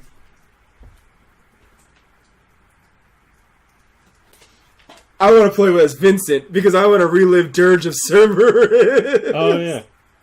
So it was like, dude. And I was thinking, too, I was like, man, I wonder if these guys are going to be in there. I wonder if they're going to use any of the extended universe from 7, like all the Turks that they never used. Are they going to touch on like Crisis Core? Are they going to do any of that stuff? You know, yeah, they can now. You know, they've integrated it. You know, so are we going to see like all the other experiments from Hojo and all of that? Make appearances. Yeah, or references or something. You know, like if you're in the Shinra labs, you know, and you go up to the console, you can, you click on it, and the dialogue box is just talking about all these guys from Dirge of Cerberus or something. But it's all like, oh, you're not going to run into them because they're currently on a mission on the other side of the world. There you go. But it's kind of like a nod, like if you were some schmuck that wasted your money on Dirge of Cerberus, here's a shout out to you. I liked Dirge of Cerberus, so I'm probably the wrong person to talk to. Because I like Vincent. I really like Vincent. I love Vincent. I love Vincent and Airgees, for God's sake. There you go. That's something all you kids probably don't know about. That's a fighting game. Square's fighting game. Yeah. So they made 2 of them. They made Tobal and they made Airgees. I mean, Bushido Blade too, but that's almost more like a simulation than a fighting game, quite honestly. But Bushido Blade, that was great. Yeah, man. No, I keep telling people, in the 90s, man, Square and Capcom ruled the fucking world, man. I remember one match of Bushido Blade. I was playing against my cousin, and he had eliminated my arms and my legs, and I was just lying there on the ground. We both thought I was dead, and like 2 minutes go by, and we're like, why isn't it going to the menu? And I pressed a button, and he's just kind of wiggling around because I'm not dead yet. And he hit me like 5 more times before I actually died. Realism. Realism. It was funny. Man. My guy won't die, and I can't kill you because I can't use my arms. And I can't pick up a sword with my mouth. Trying to go to Zora? Yeah. And that's why there was never a Bushido Blade 3. I thought it was because of the bad voice acting. Probably. PlayStation era voice acting was, they were still figuring it out. But, yeah. Like, I was watching Aris Avoid the Puddle. He was playing Parasite Eve 2, like, yesterday or the day before. Yeah. That was pretty rad. I have both of the Parasite Eves, too, because I wanted to go back and play them on my PlayStation 3, so, I don't know. I've heard talks, too, that Parasite Eve has been getting thrown around, and I'm all like, don't you play with my emotions. I have, third birthday as well for PSP. So it's like, don't you guys start talking Parasite Eve and then not do it. Capcom's already, irritated me because they're all like, oh, we're going to do Darkstalkers Resurrection, and if enough people buy it, then we might do Darkstalkers 4. So everyone bought it. They sold like 1 million copies or something, and then they were like, okay, cool, thanks for the money, and left. Bastards. But back when Roman and I were in high school and all that, man, dude, Square and Capcom, that was it, man. It was them. Everybody was talking about Square Capcom games. Yep. And it was like the 2 Konami games, Symphony of the Night and Metal Gear Solid. So, but other than that, it was all Square. Power Stone, Puzzle Fighter, Alpha 3, Final Fantasy 7 and 8, and then later on 9. But mainly, I think our group was focused on 7 and 8. Primarily 7 and 8. Mainly, yeah. It was all of those. X-Men versus Street Fighter, Marvel Superheroes versus Street Fighter. That's what we were all about. But yeah. So, I don't know how I feel about this, And then on top of that, it doesn't help that the internet is already going full SJW. So, they called out Barrett, and they're all like, why does Barrett sound like a stereotype? And I was like, motherfucker. And it's all like, you guys are like, you're the reason why all this video game journalism is dying. And I remember back when like EGM and EGM Squared was talking about this, and they were like so excited because they were like, yeah, man, Bear was inspired by Mr. T, and they were like, yeah, man, he's so cool, look at him. He's hella buff, he's badass, he's got a gun for an arm, dude, and he's Mr. T, sucker. And that was cool. That explains it then. Yeah, and I was like, what's wrong with Mr. T? You know, what, you guys don't like loving your mama and taking your vitamins? What's wrong with you guys? All right. What's wrong with Mr. T? But all of a sudden now it's problematic, you know? It's all like, why does he still talk like it's Jive and all this? And I was like, because he's based off Mr. T. Holy... That's his character, people. Just... I can't, you know? I can't. And so, of course, naturally, after this came out, everyone's all like, oh, you guys are going to have fun with Tifa. Yeah. Oh, man. And it's like, instead of being happy that there is a motivated, driven, powerful woman who's basically all on her own, you know? She was the one that was the foundation for Cloud not to have committed Sudoku. You know? He didn't off himself because of Tifa's influence and strength and courage, you know? For a while, that's actually the game that I'll buy. The segment of the game where you're in control of Tifa, that better be its own standalone game. If when the part where you play as Tifa for a while, yeah, that's actually when that happened in my game. That's when I would go and explore the world. That's when I would try to do as much shit as possible. It's not meant to be a super long time that you get to control Tifa, but I hope that part right there that becomes its own game. That was when they were going through the memories, right? That was like after the second disc when Cloud falls into the live stream. Yeah, yeah, and then you take control of Tifa. Yeah, so yeah, it's. Yeah, they're like, oh, they're gonna eat Tifa alive, and it's not like, but and Tifa used to be super cosplay bait. She still is cosplay bait. Yeah, they still cosplay her. Like, look at my Tifa, only on my Patreon, $20. You know, so and it's like instead of being proud of that character, now they want to shame it and everything, and it's like, what do you want? She embodies everything that, you know, should be an ideal woman, or at least an ideal figure of a woman. And it's a problem, you know, being strong, independent. You know, she not only was, and she's an entrepreneur. She ran the bar. Yep. You know, she's a business owner. Independent business owner. It wasn't a bar owned by Shinra. It was her own bar. Yeah. You know, so businesswoman, entrepreneur, you know, martial artist. Holy shit, man! This is like, she's got everything. Yeah, and it's a problem. Y'all are the worst, man. What's the problem? The fact that she's got big boobs? Yeah, pretty much. All of that is discredit all of that. She's got big boobs. Terrible role model. Awful. And it's I don't know, man. I feel bad for these kids, you know, because it was like when we did it in '97, and we had that awe and that wonder. And it's like, you know what? I'm going to put money right here on this podcast that these kids these days are so dead on the inside, unnecessarily so, that when Eris dies, they're probably not even going to cry. Spoiler. You know? 25-year-old spoiler.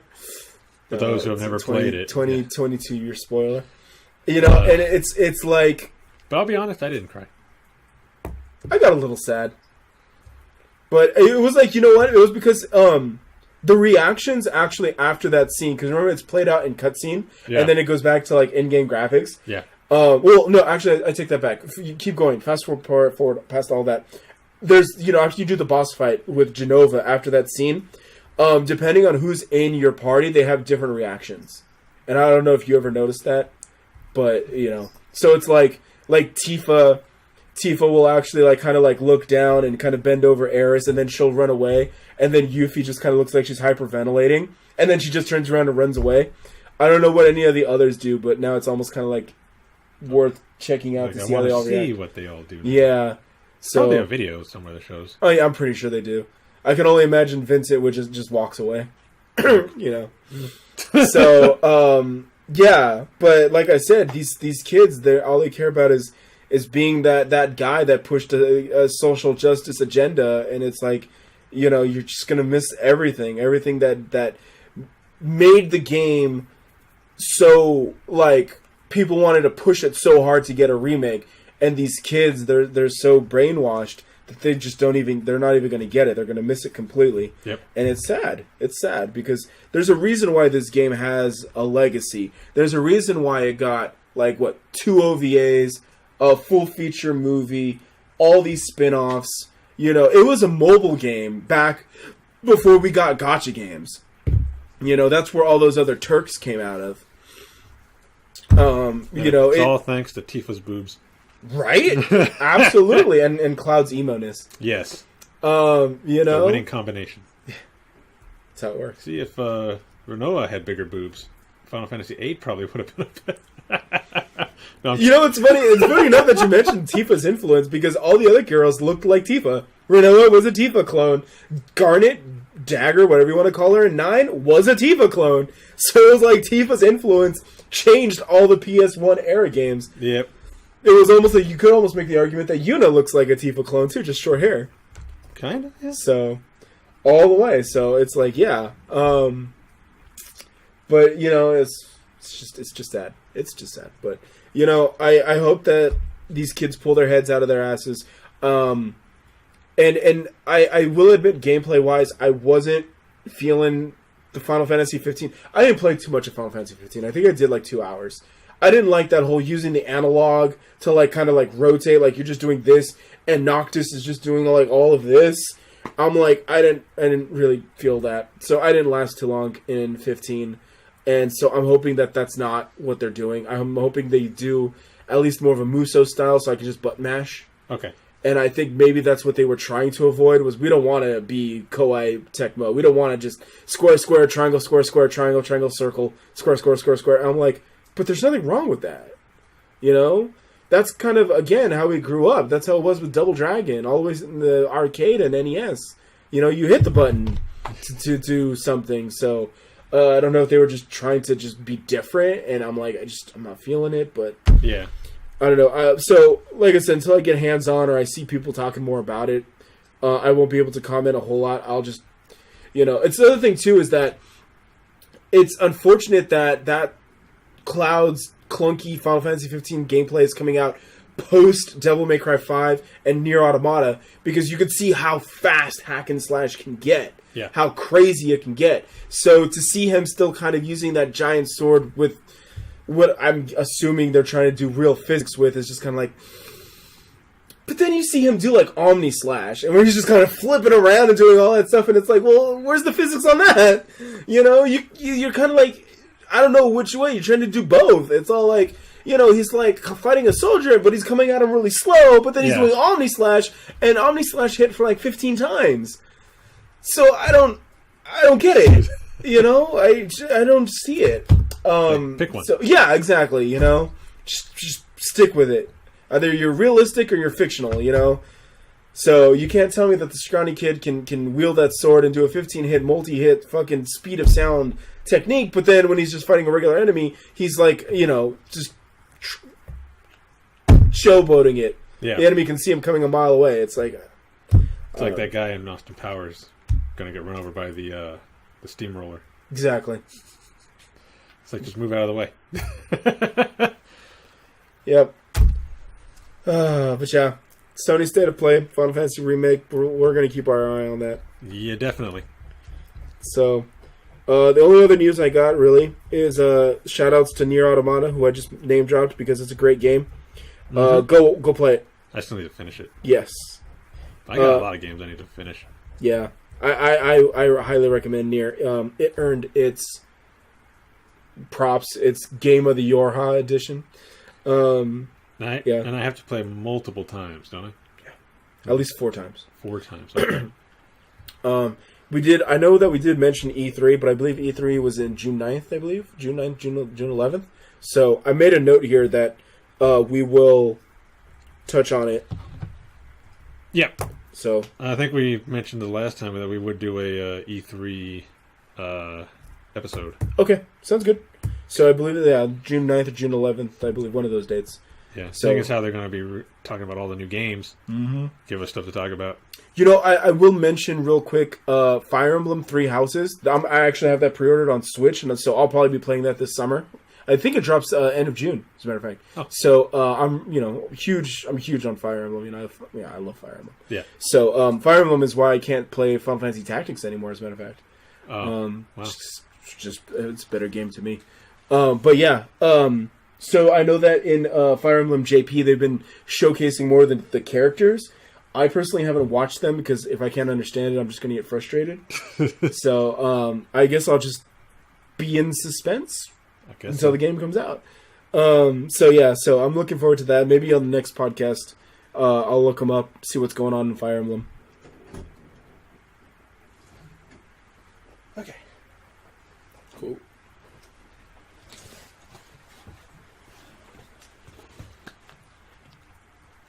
All right. Oh, there. So where are we?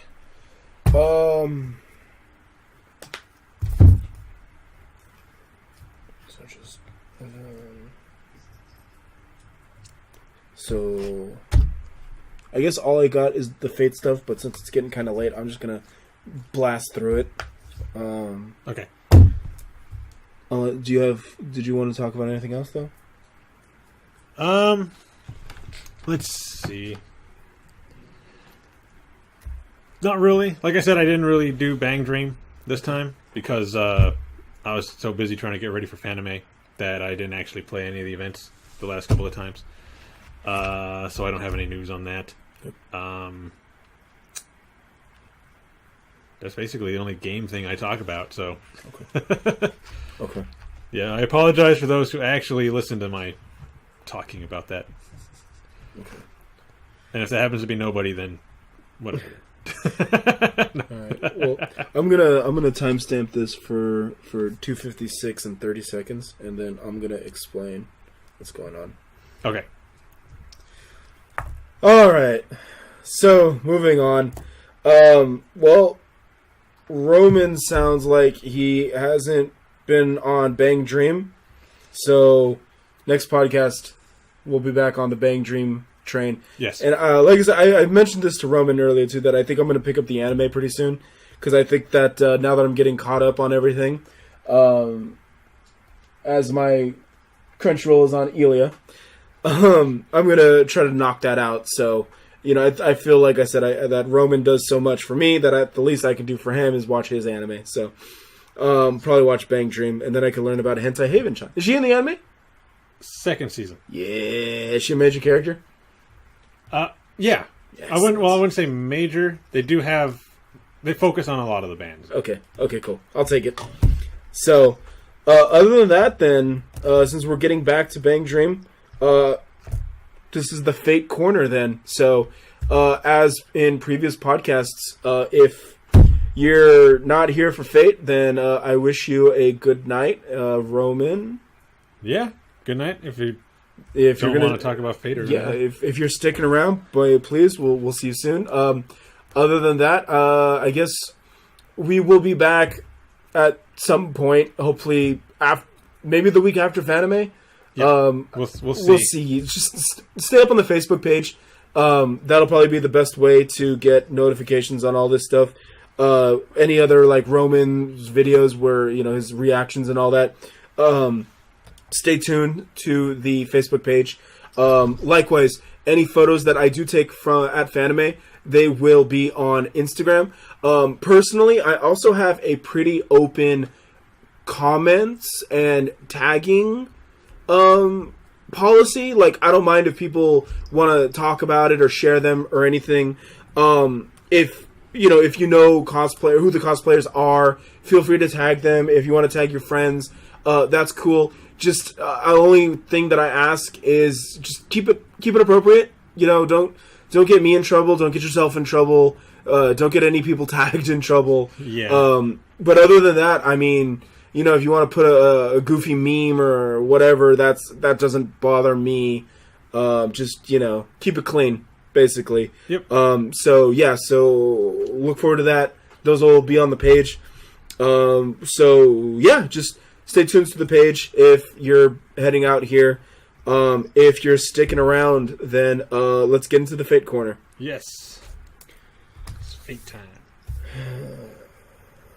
All right. So this podcast is going on for a while now. So I'm gonna zerg this because there's just 2 points of note. One for JP server and then one for USA server. I'm gonna start with JP server. So currently we are in another event. It's a story-driven event that involves Solari and Jalter.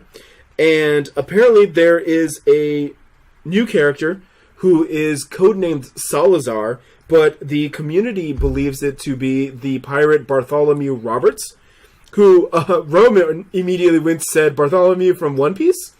Yeah, Bartholomew Kuma, for those who watch it. Is he filler arc or is he main character? He's a main character. Oh, okay. He's one of the Shichibukai. Interesting.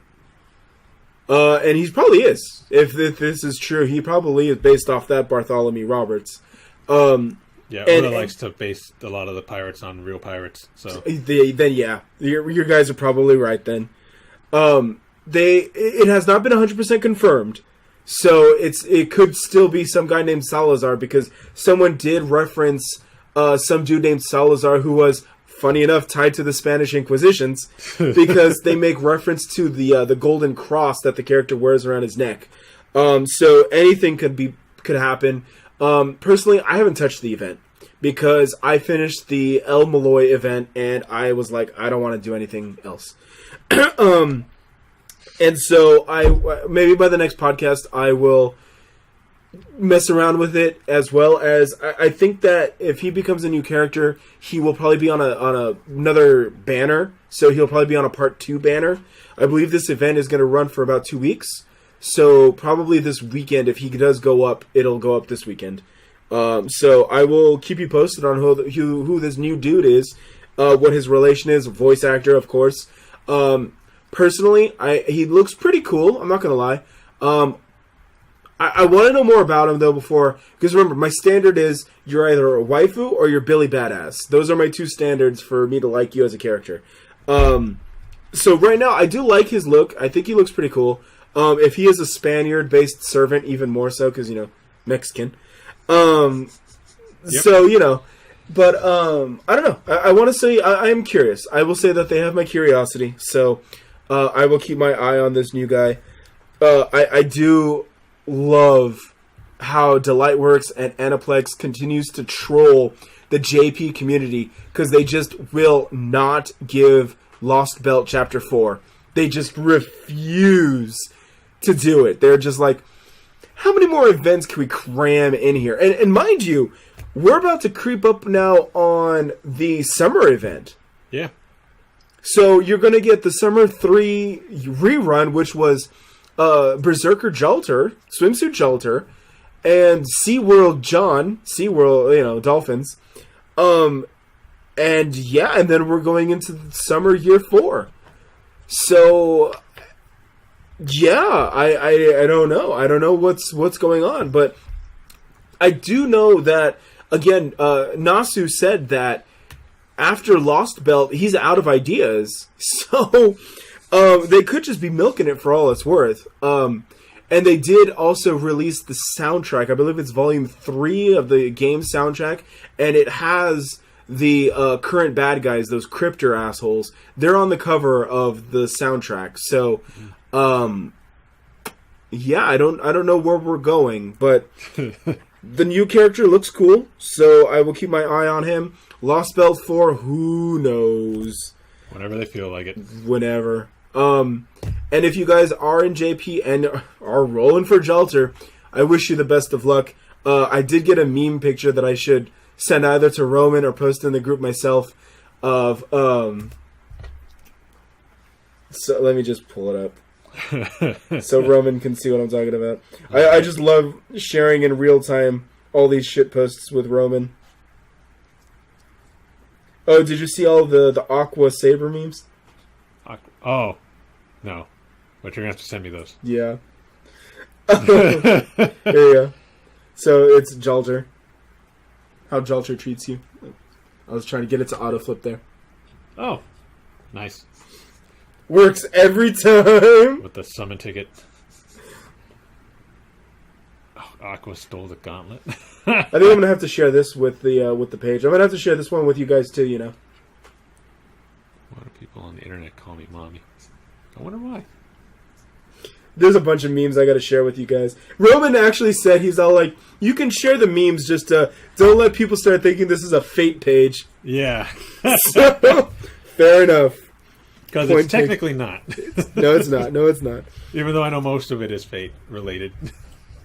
It's the easiest one to find. Yeah, I know. I try to keep it. I try to give you guys variety, and I also try to give you guys the best stuff. Because if I just gave you everything that I found, you guys would just be like, "That's dumb." So I try to give you guys quality. I promise. Quality memes. Quality memes. So that about wraps it up on JP. Like I said, I'll come back and touch base with you guys when I get any more intel by the next podcast. Only thing that we've got next is currently, as of tonight, so it's about 11 o'clock right now, our time. So 2 hours ago at 9 o'clock, the 6 million downloads campaign began, and that was officially the end of the CCC event. So I hope you guys got BB. Hope you guys got all your alter egos. Didn't. No, you got Mel Lilith. I got her, but I didn't get any of the others. That's fine. Mel Lilith is really good. Oh, is she? Oh yeah. And once I get Scotty next year and you put them together, oh yeah, you're gonna wreck stuff. Nice. You're gonna put in some damage. Actually, I think where you're at, when you get to Camelot, I think your melt is actually gonna put in a lot of work because there's a lot of riders and casters. Oh yeah. So and assassins actually, you got her at a really good time actually. So good for you. So good on you. Yeah, so the 6 million event, log in every day. They're giving stuff out. You get a ticket every day for the next, I believe, 6 or 7 days. So log in, get free stuff. They made a couple of changes. We also got some new interludes. So if you have like Jeanne d'Arc, if you do the interlude, she loses the stun debuff on her Noble Phantasm. Oh, yeah?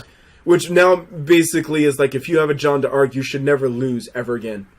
You could do invincibility every turn to 2 turns, nonstop, and so you should never lose a battle ever again. Okay. There's other things too. Like Helena got one.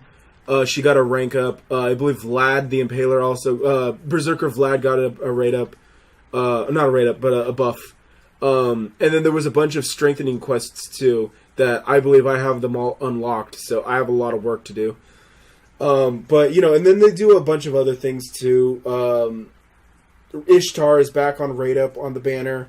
When you level up your servants, there's now double chance of getting the Great Success and Super Success, so that has a Raid Up. And, yeah. So, check out the news. When you load up the game, check out the news to see all of the stuff, who's on Raid Up, because I know that, I believe Lucoa, Quetzalcoatl is also up on Raid Up. Yes. And then Orion. Yeah. So it's those 3 that are on a rotating banner. So check that out. Get your free stuff. And I believe this weekend is Anime Central, ASEN, and that's in Chicago. And that is part of the FGO Road Tour. So they're going to have a presence there. They're going to have their booth there. That's probably where they're going to announce the Rashomon rerun. That's the Ibaraki beat up Ibaraki event.